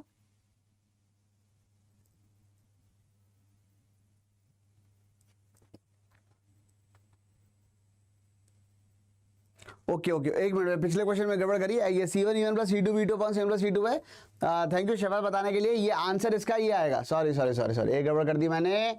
हाँ, आंसर इसका दिल्ली आएगा, बिल्कुल सही बात है, ये आएगा आंसर। वो गलत लिखा हुआ था, पास से देखने में कभी कभी हो जाता है। ठीक है, हाँ भाई, second question, thank you for the information. हाँ, निरूपा बता रही नहीं दिख रहा है, अमित कह रहे हैं क्लियर है। हाँ, फर्स्ट का आंसर दिल्ली मैंने ठीक कर दिया है, thank you for the information बच्चे। अच्छा, चलिए आगे बढ़ते हैं। तो क्या हुआ, a circuit has a section A B, ये दे रखा है as shown in the figure. ई जो है वो 10 वोल्ट की बैटरी दे रखी है। ठीक है, VA माइनस VB 5 वोल्ट है। एक काम करते हैं, इसका पोटेंशियल 0 वोल्ट मानते हैं, तो इसका पोटेंशियल 5 वोल्ट आ जाएगा। ठीक है, VA माइनस VB 5 दे रखा है, तो इसको 0 मान लेते हैं, तो वो 5 हो जाएगा। ठीक है ना। अब क्या करना है, the voltage across C1 is, तो अब यहां पे कुछ चार्ज जाएगा। लेट मी जस्ट से कि यहाँ पे जो पूरा चार्ज गया, देखो कैपेसिटर सर्किट वाले जो क्वेश्चंस होते हैं उसमें कोई ऐसे शॉर्टकट्स बहुत ज्यादा नहीं है।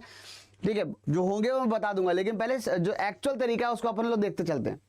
ठीक है, अच्छा, अब क्या हुआ, जब यहां से चार्ज Q जा रहा है तो क्या होगा, यहां से चार्ज Q गया तो यहां पे charge plus Q and minus Q हो गया, फिर यहां पर भी charge plus Q and minus Q हो गया, एंड सो ऑन। अब जब यहां से चार्ज गया तो ये आ गया पोटेंशियल A, पोटेंशियल A यहां पर आया, तो यहां पर हम लोग क्या कह सकते हैं, 5 पोटेंशियल यहां का लिख दिया। हमेशा प्लस और माइनस का निशान हम लोग लगा लेते हैं, आपको याद होगा तूफानी वाला मेथड बच्चों, याद है क्या तूफानी वाला मेथड, कि भाई कैपेसिटर में तो कहीं भी लगा लो प्लस और माइनस, बैटरी भाई ये माइनस ये प्लस, और यहाँ पे प्लस माइनस ऐसे लगा देते हैं। और हमेशा बाद वाला जो साइन होता है उसके हिसाब से हम लोग इक्वेशन लिखते हैं।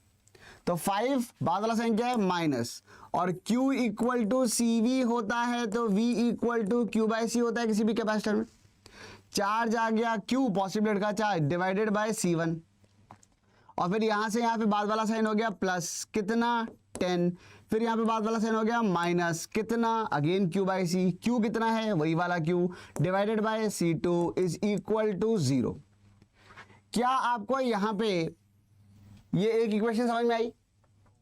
ठीक है, दूसरी बात क्या दे रखी है, दूसरी बात हमको यहां पर ये दे रखी है कि आप यहां पर द वोल्टेज, एक मिनट, और दूसरा क्या पूछा हुआ है, हाँ, तो हम यहां पर ये कह सकते हैं कि चार्ज बराबर है, और एक तो हमको ये खैर C1 C2 की वैल्यू तो हमको पता ही है, तो यहां से क्यों निकल जाएगा, C1 C2 दे रखे हैं, C1 भी दे रखा है, C2 भी दे रखा है, C1 C2 दे रखे हैं, तो ये 5 माइनस Q/C1, C1 कितना है 1, प्लस 10 माइनस Q/C2, C2 कितना है 2, इज इक्वल टू 0। तो यहां पे क्या आ गया, ये आ गया 15 is equal to 3/2 into Q, तो यानी कि Q की वैल्यू आ गई 10 माइक्रोकूलम।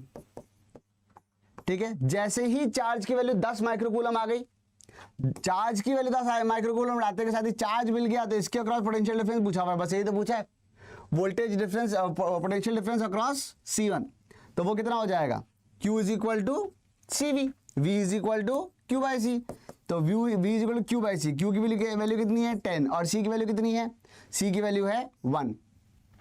ठीक है, तो वो हो जाएगा 10 volt, so the answer would be 10 volt and C is the correct answer. तो सही आंसर बच्चों इस क्वेश्चन का कैलकाटा है, बॉम्बे या दिल्ली नहीं है। ठीक है बच्चों, गलतियां समझ में आ रही हैं क्या? ठीक है, तरीके जरूर थोड़े से यहाँ पे क्या कैलकुलेशन जो है वो थोड़ी सी ज्यादा होती है, क्योंकि आपको दिमाग लगाना पड़ता है कि भाई क्वेश्चन के अंदर हो क्या रहा है। छोटे तरीके भी हैं, ठीक है, और वो जो छोटे तरीके हैं वो भी मैं आपको बताऊंगा, आज के सेशन में ही बताऊंगा, लेकिन वो आपको मतलब जो मेन वाला जो मेथड है, क्या कहना चाहिए, जो एक स्टैंडर्ड तरीका है वो आपको पता होना चाहिए, उसके बाद ही जो छोटे वाले तरीके हैं वो आपके बहुत ज़्यादा काम आते हैं। करने को तो हम लोग इसको मोमेंटम कंजर्वेशन से भी कर सकते हैं।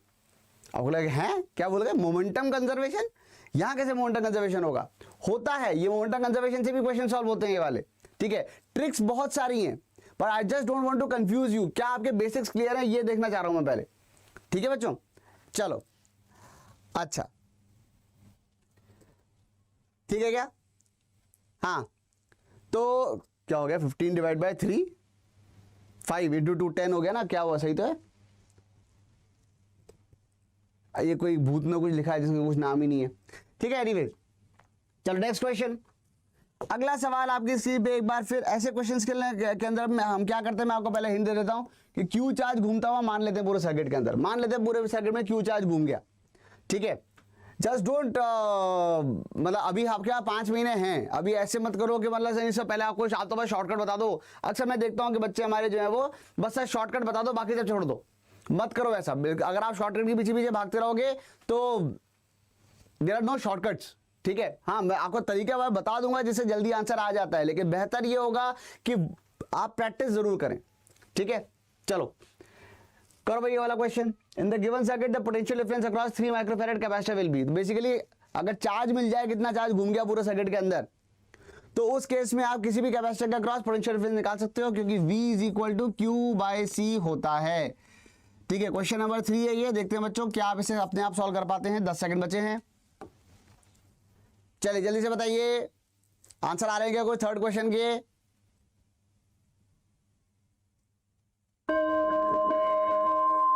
चलो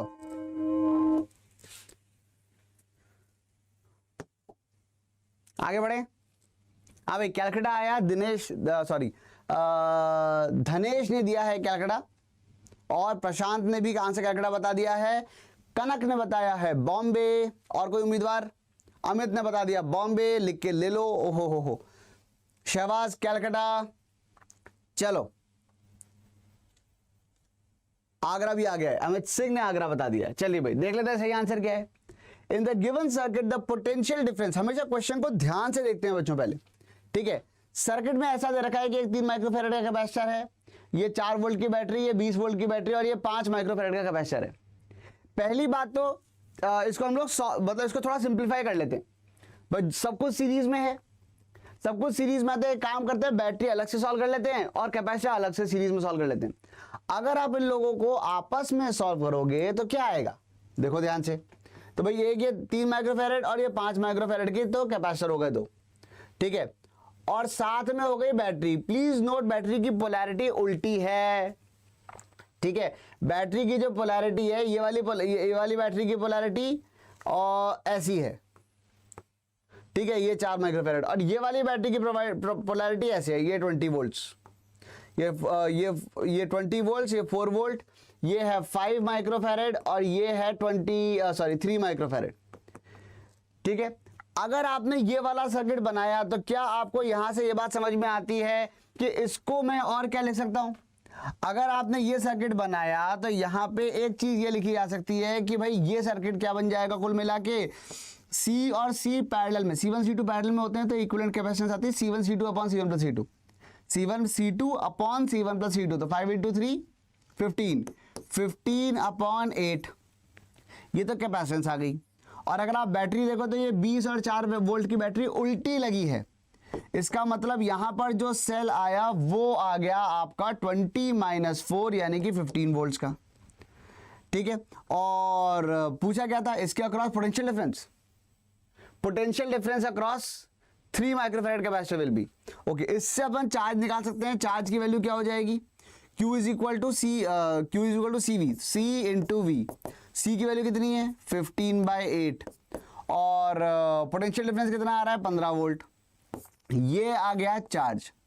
अब वही चार्ज पूरे सर्किट में घूमा है ऐसे, तो वो 3 माइक्रोफैरेड में भी वही वाला घूमा है, तो Q इक्वल टू CV क्या लिखोगे, V की वैल्यू जो है वो क्या बन जाएगी, V की वैल्यू बन जाएगी Q/C।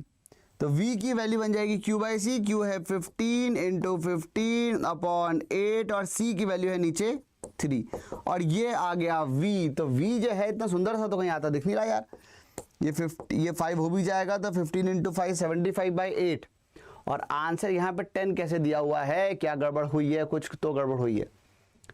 5 into 3 15/8 is the capacitance, series में जोड़ा, ठीक है, 16 वोल्ट की है बैटरी, ये 16 आएगा, ये गड़बड़ करी है हमने। और Q is equal to C V, Q की वैल्यू है C into V, C 15/8 into 16। Okay, हाँ, कटा, एक मिनट। तो Q की वैल्यू आ गई C की वैल्यू कितनी है 15/8 और V की वैल्यू कितनी है 16, तो ये कटे 2, तो ये आ गया 30 माइक्रोकूलम। चार्ज 30 माइक्रोकूलम, और अगर चार्ज 30 माइक्रोकूलम है तो मुझे चाहिए था पोटेंशियल डिफरेंस, तो वो क्या हो जाएगा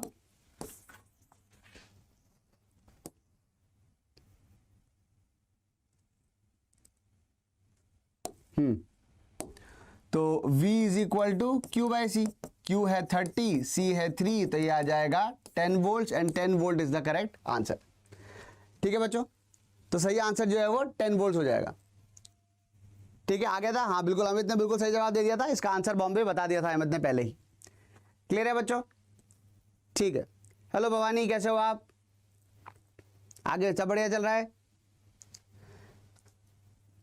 सेकंड वाला एक बार और बता दो भाई, तुम्हारा नाम तो बता दो, कौन हो? बिल्कुल ही ब्लैंक लिखा हुआ है, कुछ है ही नहीं, फोटो के बगल में कुछ आ रहा है। चलिए, ये वाला सबको समझ में आ गया? सेकंड वाला कौन सा रहा वैसे? हाँ, इसमें क्या हुआ भाई, यहां से यहां कुछ चार्ज जा रहा है, ध्यान से सुनो। ठीक है सर, अच्छा क्वेश्चन है, ध्यान से सुनो। यहां से यहां कुछ चार्ज जा रहा है, ठीक है, यहां का पोटेंशियल और यहां का पोटेंशियल का ये पोटेंशियल डिफरेंस दे रखा था, इसको मैंने 0 मान लिया, इसको 5 मान लिया, और यहां से यहां तक एक इक्वेशन लिख ली। अगर यहां से Q चार्ज गया है पूरे सर्किट में, तो यहां plus Q minus Q plus Q minus Q, और यहां से यहां तक जाते टाइम यहां 5 वोल्ट लिखा। फिर अगर ये माइनस Q, तो यानी कि यहाँ पे Q/C का ड्रॉप आएगा, Q/C1 का पोटेंशियल ड्रॉप, फिर 10 वोल्ट का गेन आया, फिर Q/C2 का ड्रॉप आया, और फाइनली 0 हो गया। तो उस इक्वेशन को यहां से लिख लिया, C1 C2 की वैल्यू डाली, दे रखी थी, डाल दी, उससे Q निकाल लिया, चार्ज की वैल्यू 10 माइक्रोकूलम आ गई। ठीक है, और फिर ये पूछा गया कि इसके क्रॉस ड्रॉप क्या है, तो वो Q इक्वल टू CV होता है, V इक्वल टू Q/C होता है। चार्ज आ ही गया था 10 माइक्रोकूलम, 10 माइक्रोकूलम आ गया था। कैपेसिटेंस दे रखी है 1 माइक्रोफैरेड, तो जो डिवाइड करके आंसर आया 10 वोल्ट। आई बात समझ में? चलो, अच्छा, हेलो सलेहा, गुड मॉर्निंग। चलिए भाई, नेक्स्ट क्वेश्चन आपकी स्क्रीन के ऊपर ये रहा, फटाफट से बता दो बच्चों इस क्वेश्चन को कैसे करोगे। ये थोड़ा ज्यादा आसान सवाल है, ठीक है, इनफैक्ट इसके लिए मैं आपको देता हूं 45 सेकंड्स। ठीक है, 45 सेकंड्स के अंदर जल्दी से इस क्वेश्चन का आंसर बताओ। ये क्वेश्चन नंबर 4 है ये, ठीक है ना?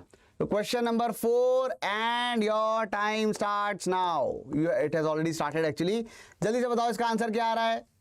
36 सेकंड्स बचे हैं। Potential of A is 10 volt. इस पॉइंट का पोटेंशियल इन्होंने यहां पे 10 वोल्ट दे रखा है, ध्यान से देखना। और बी पॉइंट का पोटेंशियल पूछा है। ए पॉइंट का पोटेंशियल दे रखा है, बी पॉइंट का पोटेंशियल पूछा है। आपको इसका इक्विवेलेंट सर्किट पहले बनाना पड़ेगा, तब जाके कुछ चीजें सही होंगी। ठीक है, चलिए देखिए जरा फोर्थ क्वेश्चन का आंसर क्या आ रहे हैं।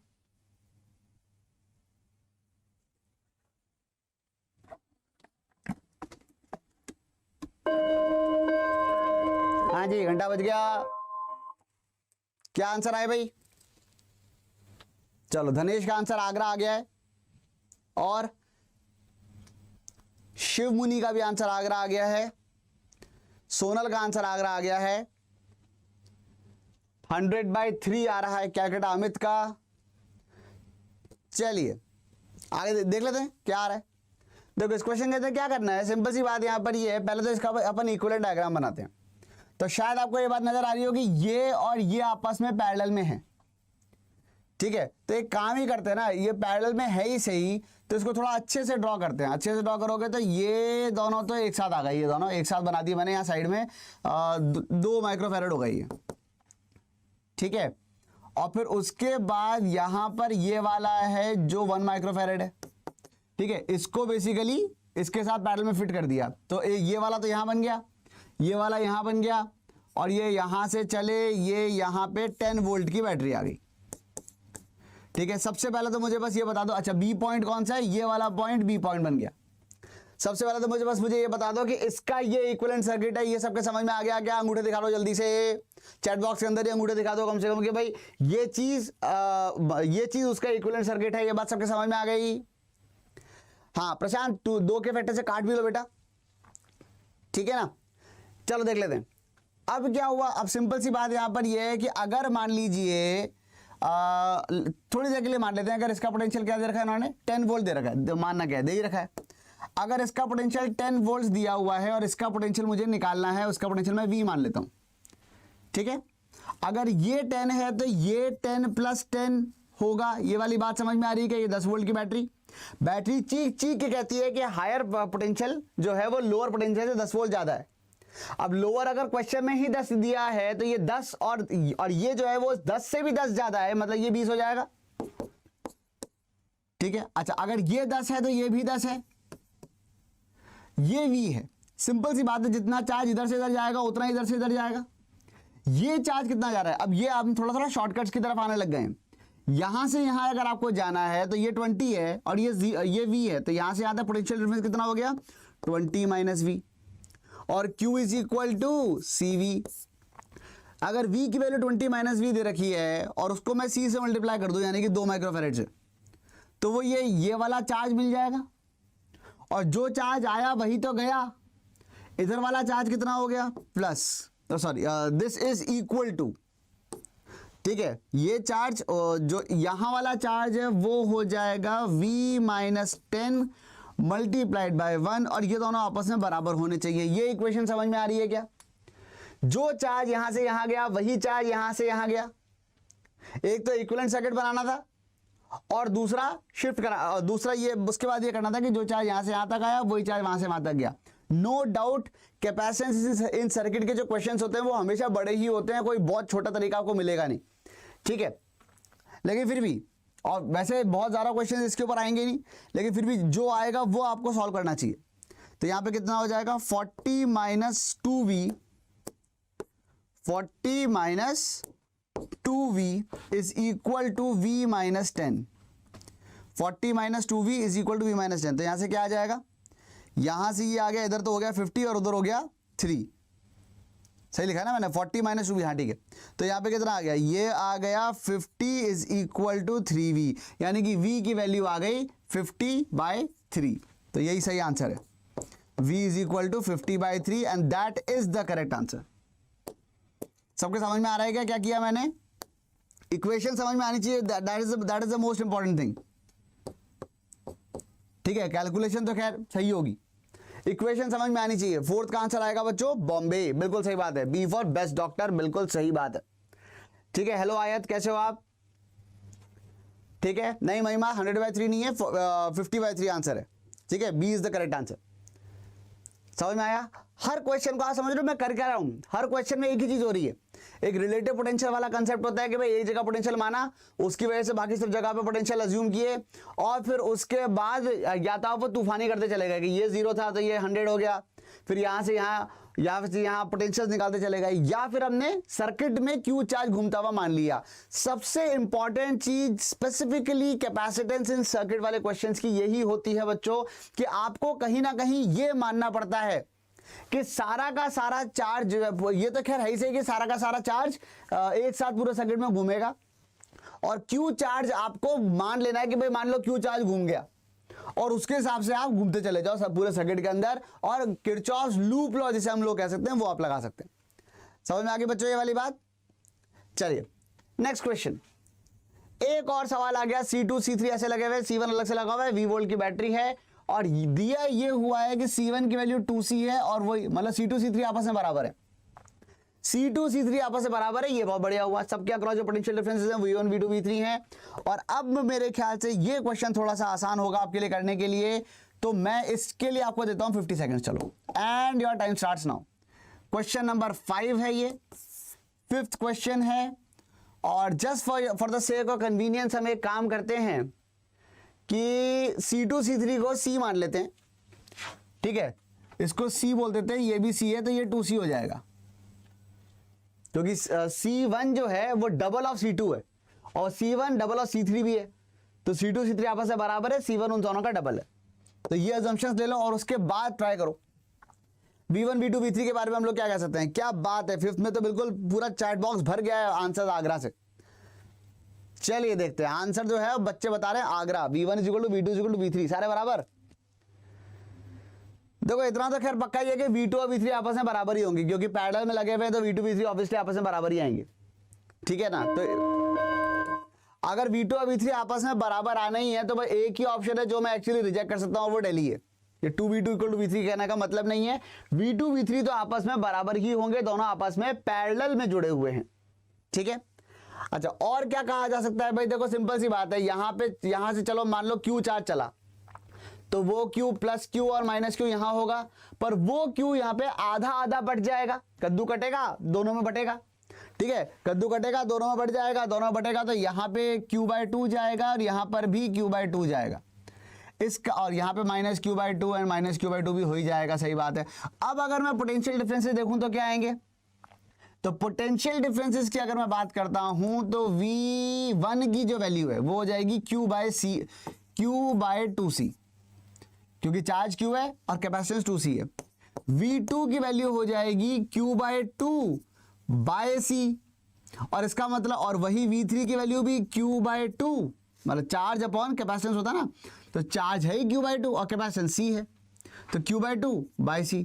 तो देखा जाए तो तीनों बराबर ही आ गए। अगर चार्ज यहां से Q चला था तो तीनों ही Q/2C आ गए, यानी कि आंसर है Agra, and Agra is the correct answer बच्चों, शाबाश बहुत बढ़िया, ठीक है। अरे नहीं target IIT Delhi, sorry IIT बोल रहा हूँ, सॉरी एम्स दिल्ली, आपको भूला नहीं हुआ बिल्कुल, टाइम टेंशन मत लीजिए आप, ठीक है। वो देखे आप अभी मुझे इससे पहले देख नहीं पाया था बस, ठीक है बच्चों। आगरा आ गया सबको, समझ में आ गया, बिल्कुल सही बात है, very good Rex, good going.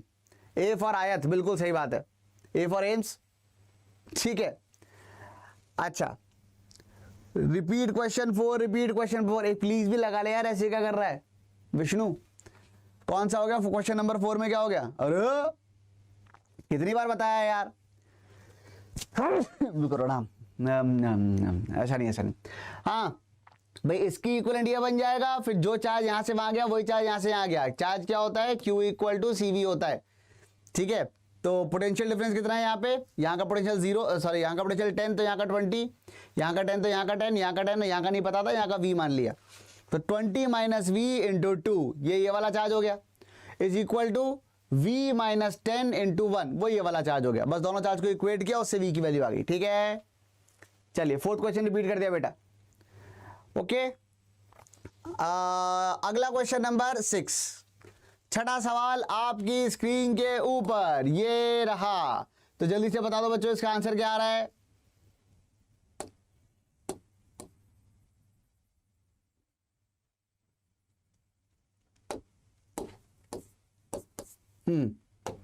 समय आपका शुरू होता है अब।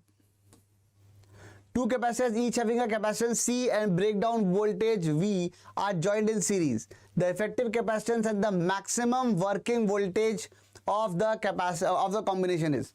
छठे क्वेश्चन का आंसर क्या आएगा? दोनों को कैसे ज्वाइन किया हुआ है? सीरीज में ज्वाइन किया है। एक कैपेसिटर ये रहा, एक कैपेसिटर ये रहा, दोनों को सीरीज में ज्वाइन किया है। इसकी भी कैपेसिटेंस C है, इसकी भी कैपेसिटेंस C है। ज्यादा से ज्यादा पोटेंशियल डिफरेंस जो ये बर्दाश्त कर सकता है वो V है, ज्यादा से ज्यादा पोटेंशियल डिफरेंस जो ये बर्दाश्त कर सकता है वो V है। क्वेश्चन ये है कि अगर मैं इसका इक्विवेलेंट सर्किट बनाऊं और एक ही कैपेसिटर दिखाऊं तो उसकी C इक्विवेलेंट कितनी होगी और उसकी औकात क्या होगी, ठीक है। इसकी अकेले की औकात V, इसकी अकेले की औकात V वोल्ट झेलने की है, इसकी पूरे कॉम्बिनेशन की औकात क्या होगी V पोटेंशियल डिफरेंस झेलने की, जल्दी से आपको ये बताना है। क्वेश्चन नंबर 6 का आंसर मुझे लगता है काफी आसान सवाल है और आप बहुत आसानी से इसको जल्दी से बता सकते हैं। हालांकि जैसा मुझे यहां पर दिख भी रहा है कि अमित ने और एम्स दिल्ली ने, जय ने, प्रशांत, सौरभ, इन सब ने आंसर दिल्ली दे दिया है। हेलो गौतम। चलिए आयत ने भी दिल्ली बता दिया है, बहुत बढ़िया। And the correct answer is actually Delhi.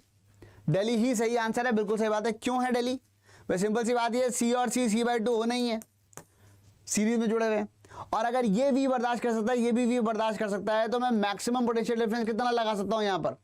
तो भाई 2V की बैटरी लगा सकते हो ताकि V का ड्रॉप इसके क्रॉस आएगा, V का ड्रॉप इसके क्रॉस आएगा, ये दोनों का काम चल जाएगा। And the correct answer is Delhi. Delhi is the correct answer भैया।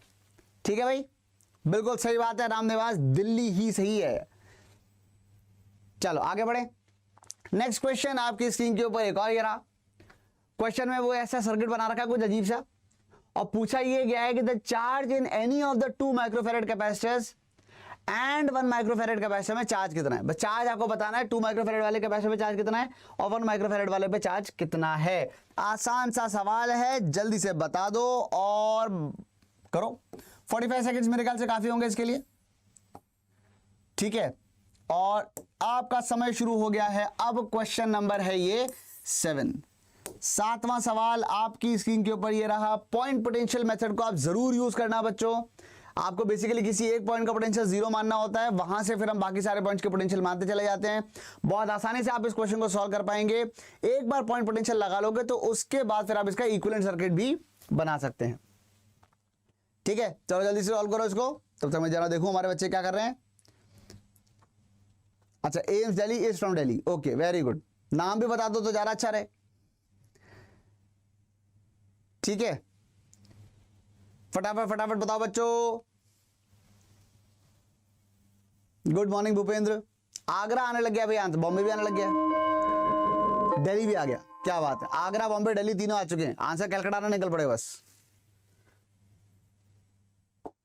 हाँ जी, क्या आंसर आए? बॉम्बे, दिल्ली, कलकत्ता। एक कलकत्ता भी आ गया, दिल्ली। आगरा कहां गए अब? चलो देख लेते हैं, सिंपल सी बात है। एक काम करो, यहां का पोटेंशियल 0 मान लो तो यहां का पोटेंशियल 2 वोल्ट हो जाएगा। बोलो हाँ। ये 2 हो जाएगा तो ये भी हो जाएगा 2, और ये हो जाएगा 0 तो ये हो जाएगा 0। ये 2 और 2 आपस में आ गए सीरीज में, तो जो इक्विवेलेंट बनेगा वो ऐसा बनेगा कि ये 2 और 2 मिलके बन गए 1, 2 और 2 सीरीज में मिलके बन गया 1 माइक्रोफेरेड, और ये वाला भी हो गया अलग से 1 माइक्रोफेरेड, ये वाला। और ये सब के सब मिलके लग गए यहाँ बैटरी के साथ 2 वोल्ट की बैटरी। यहाँ का पोटेंशियल 0 तो यहाँ का 2, तो यहाँ का 2, तो यहाँ का 2, तो यहाँ का 0, तो यहाँ का 0। क्या आपको ये सर्किट समझ में आ गया? उसका इक्विवेलेंट सर्किट ये वाला बनाया गया है। ठीक है, अच्छा ए है, लिख के ले लो, लिख के ले लो वाली बात आ गई भाई, अब तो कुछ नहीं कर सकते। तो Q इक्वल टू CV होता है, पता है तुमको Q इक्वल टू CV होता है ना? तो Q की वैल्यू क्या हो जाएगी? CV। C क्या है? 1, ऊपर वाली ब्रांच में देखे तो 1, और V क्या है? 2, तो 1 इंटू 2 यानी कि आ गया ये 2 माइक्रो कूलम। ठीक है, ऐसे अगर यहाँ पे चार्ज देखें इसमें कितना आ गया, तो वो भी कैलकुलेशन तो यही है, Q equal to CV। C क्या है? 1, और V क्या है? 2, तो क्या आ गया? 2 माइक्रोकूलम। इसका मतलब 2 माइक्रोकूलम का ही चार्ज गया दोनों केस में। इसका मतलब यहाँ से भी 2 माइक्रोकूलम गया, इधर भी 2 माइक्रोकूलम गया। अच्छा, यहाँ से अगर 2 माइक्रोकूलम चार्ज गया है तो इन दोनों में दो ही जाएगा या एक एक जाएगा, क्या होगा? ठीक है, अगर यहाँ से 2 माइक्रोकूलम चार्ज गया है, ठीक है, Q चार्ज गया, तो इन दोनों कैपेसिटर का जो चार्ज होगा वो Q ही होगा या Q/2 होगा? इन दोनों कैपेसिटर्स का चार्ज Q ही होगा। यहां से जो भी चार्ज जाएगा सेम ही तो जाएगा दोनों में। ठीक है, और इसका मतलब मैं यहां पे ये कह सकता हूं कि जो आंसर आएगा वो दिल्ली आएगा। ठीक है, इसमें 2 गया तो इसमें भी तो 2 ही गया, जैसे थोड़ी यहां से 2 गया तो यहाँ 1 हो गए, तो यहां तो आगरा बता रही पब्लिक। ठीक है, ये छोटी छोटी गलतियां बच्चों जो एग्जाम के अंदर होती हैं, जस्ट मेक श्योर कि आप ये वाली गलतियां ना करें। ठीक है, घूम फिर के ये अगर मतलब सारी मेहनत करी और उसके बाद ये 2 भी निकाला, ये 2 भी निकाला और उसके बाद आंसर आगरा लिख के आ गए, तो मतलब समझ रहे हो ना कि मतलब मर्सिडीज खरीदी और चाबी बाजार में रख के आ गए कहीं। ठीक है, ऐसा मत करो। समझ में आगे सबको ये वाली बात सबके? चलो बहुत बढ़िया, एम्स दिल्ली, बढ़िया किया आपने। चलिए नेक्स्ट क्वेश्चन देखते हैं। Question number 8 is the next question. Of potential difference across a capacitor is changed from 15 volt to 30 volt. Work done is W. Work done when potential difference is changed from 30 volt to 60 volt will be. ठीक है, तो कितना work हुआ, मतलब basically जितना भी loss of energy था उसी के बारे में हम कह सकते हैं। ठीक है, तो और जो एनर्जी स्टोर होती है वो कितनी होती है? एनर्जी स्टोर जो होती है वो होती है, बहुत बढ़िया शहबाज,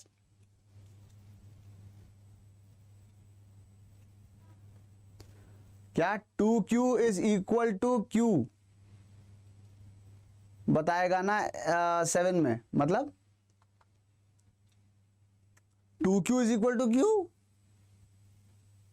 क्या कहना चाह रहे हो अमित भाई? यहां से अगर 2q चार्ज गया तो इस पे और इस पे दोनों पे 2q दो माइक्रोकूलम ही तो होगा। इस पे एक एक थोड़ी हो जाएंगे। यहां से अगर 2 चार्ज जाएगा, अगर एक ऐसे कैपेसिटर है, एक और कैपेसिटर ये रहा, सीरीज में लगे, अगर यहां से q चार्ज गया तो यहां पे प्लस q, यहां माइनस q आया, फिर वही q आगे गया, फिर यहां पे प्लस q, यहां पे माइनस q आया। अगर यहां से 2 माइक्रोकूलम चार्ज जाता है तो दोनों कैपेसिटर में 2-2 माइक्रोकूलम चार्ज ही तो है, एक एक थोड़ी हो जाएगा भाई। ऐसा मत करना सर, चार्ज तो कंजर्व था लेकिन, ठीक है। चलिए 8th क्वेश्चन। 8th क्वेश्चन में क्या करोगे भाई आंसर? 8th क्वेश्चन का जो आंसर है वो आ जाएगा बॉम्बे। कहां से आ गया ये?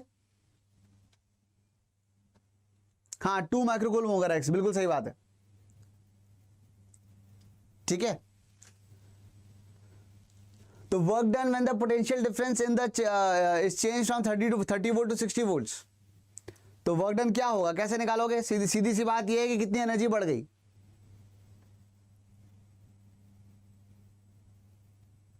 पिछले क्वेश्चन में कुछ गड़बड़ है क्या? Charge in microcoulomb on any of the two microfarad capacitors and 1 micro, या तुम इंग्लिश अंग्रेजी से गड़बड़ कर रहे हो तुम।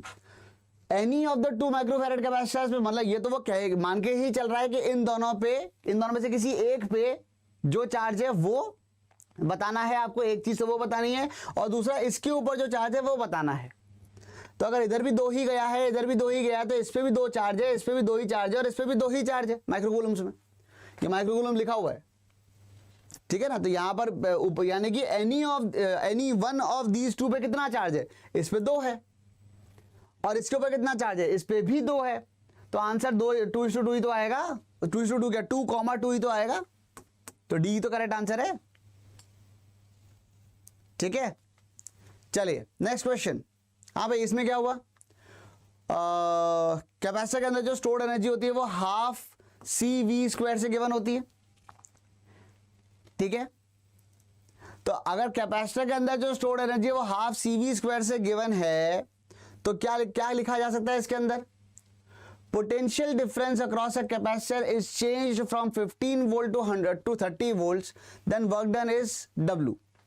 तो हाफ C और V² का मतलब हो गया 30² माइनस हाफ C 15 का स्क्वायर, ये दे रखा है W, ठीक है। स्क्वायर लगा हुआ है बेटा, स्क्वायर का ध्यान रखना, ठीक है। और दूसरी बात क्या लिखा हुआ है? Work done when the potential difference is change from 30 to 60। तो हाफ C 60 का स्क्वायर माइनस हाफ C 30 का स्क्वायर, ये हो गया W'। अब क्या करना है? कुछ नहीं, डिवाइड कर दो। तो ये हाफ C तो भगवान की दया से कट गए सारे के सारे, ठीक है। इनफैक्ट 15 का फैक्टर भी कट जाएगा। 15 का फैक्टर कटेगा तो यहां पे क्या आ जाएगा? यहां आ जाएगा 2² यानी कि 4 माइनस 1 अपॉन, ये आ गया 4² 16 माइनस, और ये कितना आ गया? 3² यानी कि 2² 4। तो ये कितना आ गया? 3/12, ठीक है। और ये कितना आ गया? 1/4। ये क्या आ गया? W upon W'। तो W' की वैल्यू क्या आ गई? 4W। समझ में आएगा कैसे करना है? 8th का आंसर क्या आएगा? बॉम्बे आएगा। क्लियर है? बिल्कुल सही बात है। हाँ जी प्रशांत, ठीक है, कोई बात नहीं। भरत तबीयत का ध्यान रखो बेटा, है ना। चलो नेक्स्ट क्वेश्चन करते हैं। ये थोड़ा आसान सवाल है, मुझे उम्मीद है कि बच्चों आप इसको सॉल्व कर पाएंगे जल्दी से। 3 कैपेसिटर हैं, तीनों कैपेसिटर 4 माइक्रोफैरेड के हैं, 4 माइक्रोफैरेड के। इनको कनेक्ट करना है इस तरीके से कि जो इफेक्टिव कैपेसिटेंस है वो 6 माइक्रोफैरेड आ जाए, नेट कैपेसिटेंस 6 माइक्रोफैरेड आ जाए। तो this can be done by, चलो ऑप्शंस देख के बता दो यार, कम से कम जल्दी से बताओ। 45 सेकंड्स आई थिंक ठीक रहेंगे। वैसे तो क्या 40 सेकंड में भी कर सकते हो आप, पर चलो 45 सेकंड दे देता हूं। चलिए जल्दी से बता दो बच्चों क्या आएगा इसका आंसर। आ गया 4 आ गया रामनिवास, बहुत बढ़िया। चलो 9th का आंसर जो है हमारे बच्चों ने देना शुरू कर दिया है। 9th का आंसर पब्लिक का आ रहा है कैलकाटा, भर भर के आ रहा है कैलकाटा। हाँ अभी आया ना समझ में सवाल। ऐसे जब सही आंसर गए, मतलब एक ही आंसर अगर पूरी स्क्रीन पे आ जाते तो ही मेरे को तो खुशी हो जाती है। चलो कम से कम सब लोग एक पेज पे तो हैं। खैर 3 capacitors each of capacitance 4 microfarad are to be connected in such an effective way, such a way that effective capacitance is 6 microfarads. ये चाहिए तो क्या करोगे? तो सिंपल सी बात है, पहला क्या लिखा है, सबको सीरीज में जोड़ दो। अरे भाई सबको सीरीज में जोड़ देंगे तो 4 4 4 जो है वो 4/3 बन जाएगा। सबको पैरेलल में जोड़ दिया तो उस केस में ये हो जाएगा कि 4 4 4 12 हो जाएगा। सीरीज पैरेलल में जोड़ा तो सीधे सीधे ऐड करना पड़ेगा।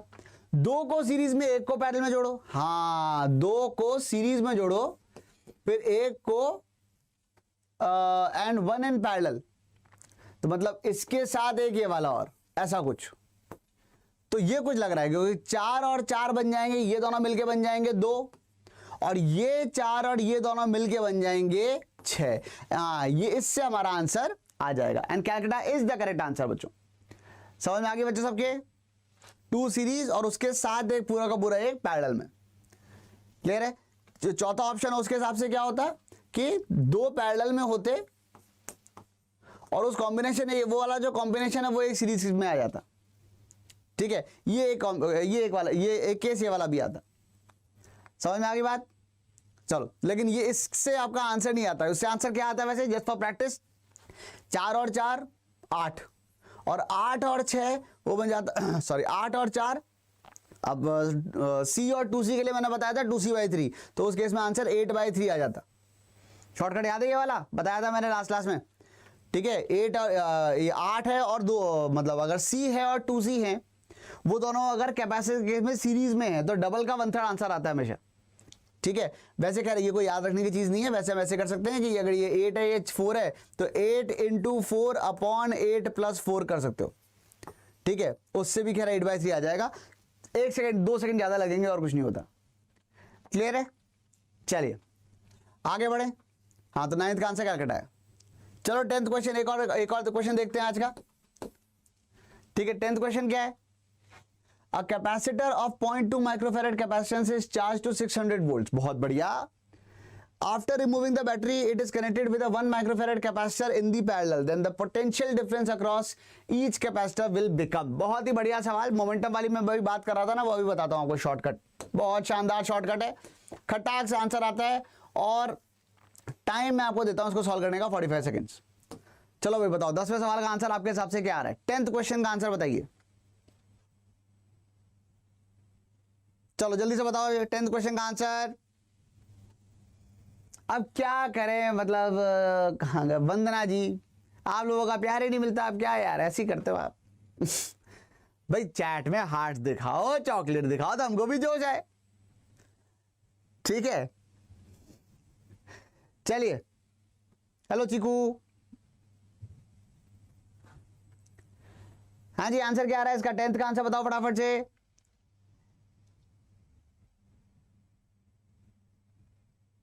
अभी कर देते हैं सॉल्व। सॉल्व तो मैं करूंगा, सॉल्व तो मैं सारी कर रहा हूं बेटा, टेंशन मत लो। चलिए 10th का आंसर चलो देखते हैं। वैसे तो खैर मैं आपको इसका आंसर बता दूं, आंसर इसका कैलकाटा आ जाएगा। ठीक है, लेकिन अब एक शॉर्टकट है, ध्यान से सुन लो कान खोल के। और वो ये है कि अगर कभी भी, अच्छा एक बात बताओ, चलो एक दूसरी बात पूछता हूं मैं तुमसे, रुको, कैपेसिटर को बाद में बात करते हैं। ये बताइए क्या आपने कभी ऐसा कोई देखा है कि अगर एक यहाँ पे मास है उसकी ये m1 है और एक और मास है वो m2 है, इसकी वेलोसिटी v1 है, इसकी वेलोसिटी v2 है, ये दोनों टकराए और चिपक गए, टकराए और चिपक गए, तो जब ये बाद में जो ये कंबाइंड मास जाएगा m1 और m2 मास मिला के, उसकी वेलोसिटी क्या होगी? तो वो क्या हम मोमेंटम कंजर्व करके निकाल सकते हैं? इनिशियल मोमेंटम क्या होता है? m1 v1 plus m2 v2 और फाइनल मोमेंटम आ जाता m1 plus m2 into v। तो v की वैल्यू आती m1 v1 plus m2 v2 upon m1 plus m2। ये वाली बात समझ में आ रही है क्या? सबके समझ में आ रही है? तो अब देखो सिंपल सी बात यहां पर ये है कि एक्चुअली जब हम दो कैपेसिटर्स को आपस में कनेक्ट करते हैं तो ये जो कॉम्बिनेशन होता है या ये जो घटना घटित होती है वो करीब करीब मोमेंटम कंजर्वेशन या कोलिजन जैसी होती है। ठीक है, ये वाली बात सबको समझ में आ रही है कि नहीं आ रही है? ये सबको समझ में आ रहा है? अब ये जो होता है इसी को हम लोग मोमेंटम कंजर्वेशन से भी समझ सकते हैं कैपेसिटर वाली केस को। क्या हुआ कि जैसे मान लो एक कैपेसिटर था, ठीक है, एक ऐसे कैपेसिटर था और एक और कैपेसिटर ऐसे था, और ये जो कैपेसिटर्स थे ये इनिशियली अपने अलग अलग इनके कुछ चार्जेस थे, अलग अलग पोटेंशियल डिफरेंस इनके अक्रॉस था और इनके कुछ अलग अलग कुछ कैपेसिटेंस थे, कुछ था, बढ़िया चल रहा था। अब इनको कनेक्ट कर दिया, ठीक है। जैसे ही इनको कनेक्ट किया, अगर प्लस को प्लस से कनेक्ट किया, माइनस वाली साइड को माइनस वाली साइड से कनेक्ट किया, तो यही वाला केस बन जाता है जैसे कि वेलोसिटी एक ही डायरेक्शन में थी, ठीक है। अगर प्लस को प्लस से और माइनस को माइनस से कनेक्ट किया तो होता है ये वाला। अब उस केस में हम क्या करेंगे, अगर ये प्लस है और ये माइनस है, ये प्लस है ये माइनस है, एक्चुअली यहां पर तो क्या ये दूसरा वाला 0 0 पे ही था, तो वो तो ये वाली बात होगी कि ये वाला रुका हुआ था, ठीक है। वोल्टेज और वेलोसिटी एक जैसा काम करते हैं। एक्चुअली जो नया वोल्टेज आता है, नेट वोल्टेज कनेक्ट करोगे तो फाइनली दोनों का पोटेंशियल डिफरेंस सेम ही होगा। That V is actually given by C1 V1 plus C2 V2 upon C1 plus C2। लंबी चौड़ी कैलकुलेशन करने के बाद ये वाली बात समझ में आती है कि यार ये वाला एक्सप्रेशन आ रहा है C1 V1 plus C2 V2 upon C1 plus C2। अरे ये तो वैसा ही एक्सप्रेशन है, बस मास की जगह C लिखना है और वेलोसिटी की जगह पोटेंशियल डिफरेंस लिखना है, बस सीधी सी बात इतनी सी है। तो क्या लिखा हुआ है, 0.2 माइक्रोफेरेड का कैपेसिटर था, 600 वोल्ट से चार्ज था, पहले चार्ज किया तो यानी कि इसके अक्रॉस जो पोटेंशियल डिफरेंस था वो 600 था। After removing the battery it is connected with 1 microfarad capacitor, ठीक है, इन पैरेलल, और कुछ नहीं बोला, मतलब ये अनचार्ज था। तो अब और ये था 0.2 माइक्रोफेरेड का कैपेसिटर, ये वाला था, ठीक है। Then the potential difference across each capacitor will be. तो पोटेंशियल डिफरेंस कैसे निकालोगे, बस इस फॉर्मूले में डाल दो सीधे उठा के, मोमेंटम कंजर्वेशन वाली इक्वेशन लगा दी अपन ने चुपचाप, ठीक है। तो यहां पे क्या आ जाएगा, यहां पर हम ये कह सकते हैं, यहां बेटा सीरीज या पैरेलल कुछ भी कह सकते हो आप, अगर दो चीजें ऐसे कनेक्टेड हैं तो चार्ज भी सेम है और आपस में ही कनेक्ट कर दिया तो पोटेंशियल डिफरेंस भी तो सेम ही है, तो आप इसको सीरीज ही बोल सकते हो, पैरेलल भी बोल सकते हो, दोनों चीजें बोल सकते हो आप इसको, ठीक है। तो C1 V1 plus C2 V2 upon C1 plus C2 के क्या हो जाएगा, C1 कितना है 0.2, V1 कितना था 600, C2 कितना था 1, V2 कितना था 0 अपॉन C1 प्लस C2 कितना हो गया 1.2, ठीक है। और अगर ये 1.2 हो गया तो पॉइंट हटाया 2 से काटा 6 और 6 से काटा 6 और ये आ जाएगा 100 volts, and 100 volts is the correct answer.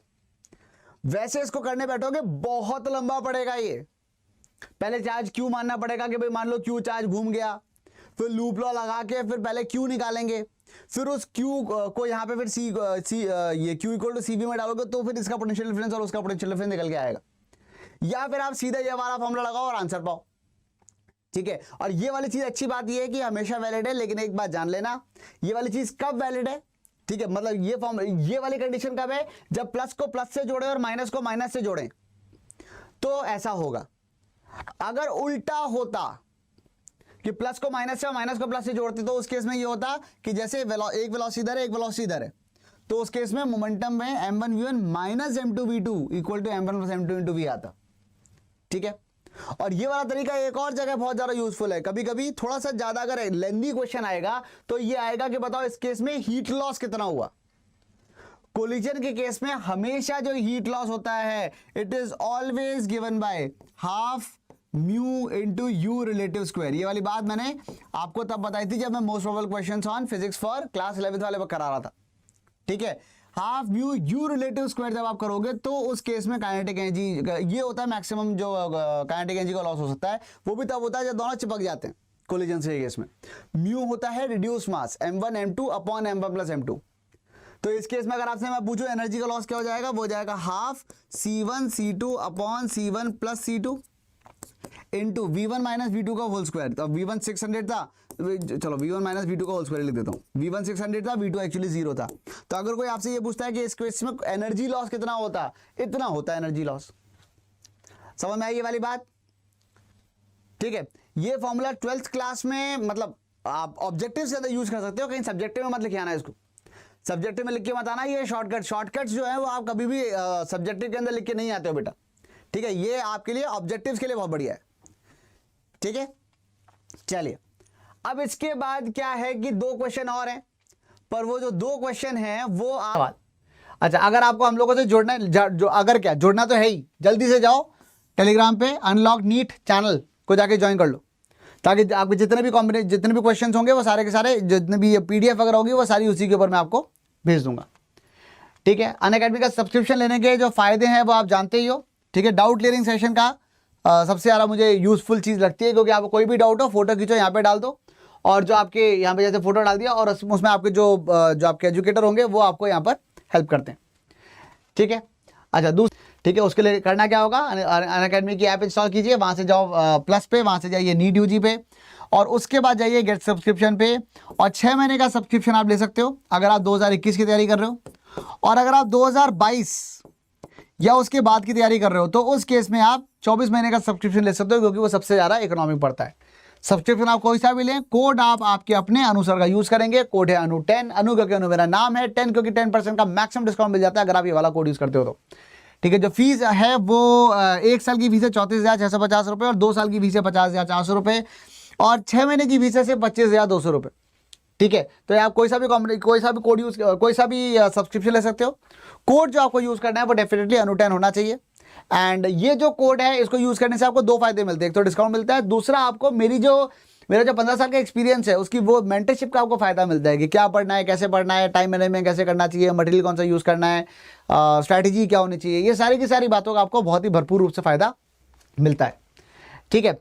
दूसरी बात यहाँ पर यह है कि आप आइकनिक सब्सक्रिप्शन भी ले सकते हो अगर आप चाहते हो कि आपको एक पर्सनल कोच मिले जो आपको मतलब कृष्ण भगवान की तरह बिल्कुल एक गाइड करेगा भाई क्या पढ़ना है और किस तरीके से आपकी गाइडेंस होनी चाहिए। प्लस के जो फायदे वो तो आपको मिलते ही हैं, हालांकि इसकी थोड़ी सी फीस ज़्यादा है। इनफैक्ट इसका 6 महीने की जो फीस है वो इसके अराउंड 34,000 रुपीज़ आती है आफ्टर डिस्काउंट। डिस्काउंट कैसे मिलेगा, ये वाला कोड डाल के। कोड क्या है, अनु10। अनु क्यों, क्योंकि अनु मेरा नाम है। 10 क्योंकि 10% का मैक्सिमम डिस्काउंट आपको मिल जाता है अगर आप ये वाला कोड यूज़ करते हैं तो, ठीक है बच्चों। So that brings us to the end of this session, ठीक है। तो करंट इलेक्ट्रिसिटी द बिगनिंग हो चुका है और कल होगा करंट इलेक्ट्रिसिटी द कंक्लूजन, ठीक है। चलो, so that should be all for today. I hope you guys enjoyed and do share the session. Code का ध्यान रखना, सबको बता दो, चैनल सब्सक्राइब कर लो जल्दी से जल्दी, और वो जो नीट वाला जो ये है क्या नाम है, टेलीग्राम ग्रुप है, उसको जल्दी से ज्वाइन कर लो, ठीक है। So that should be all and जाते जाते मैं वही कहूँगा जो मैं हमेशा कहता हूँ, just keep growing and keep doing your best. Thank you, bye bye.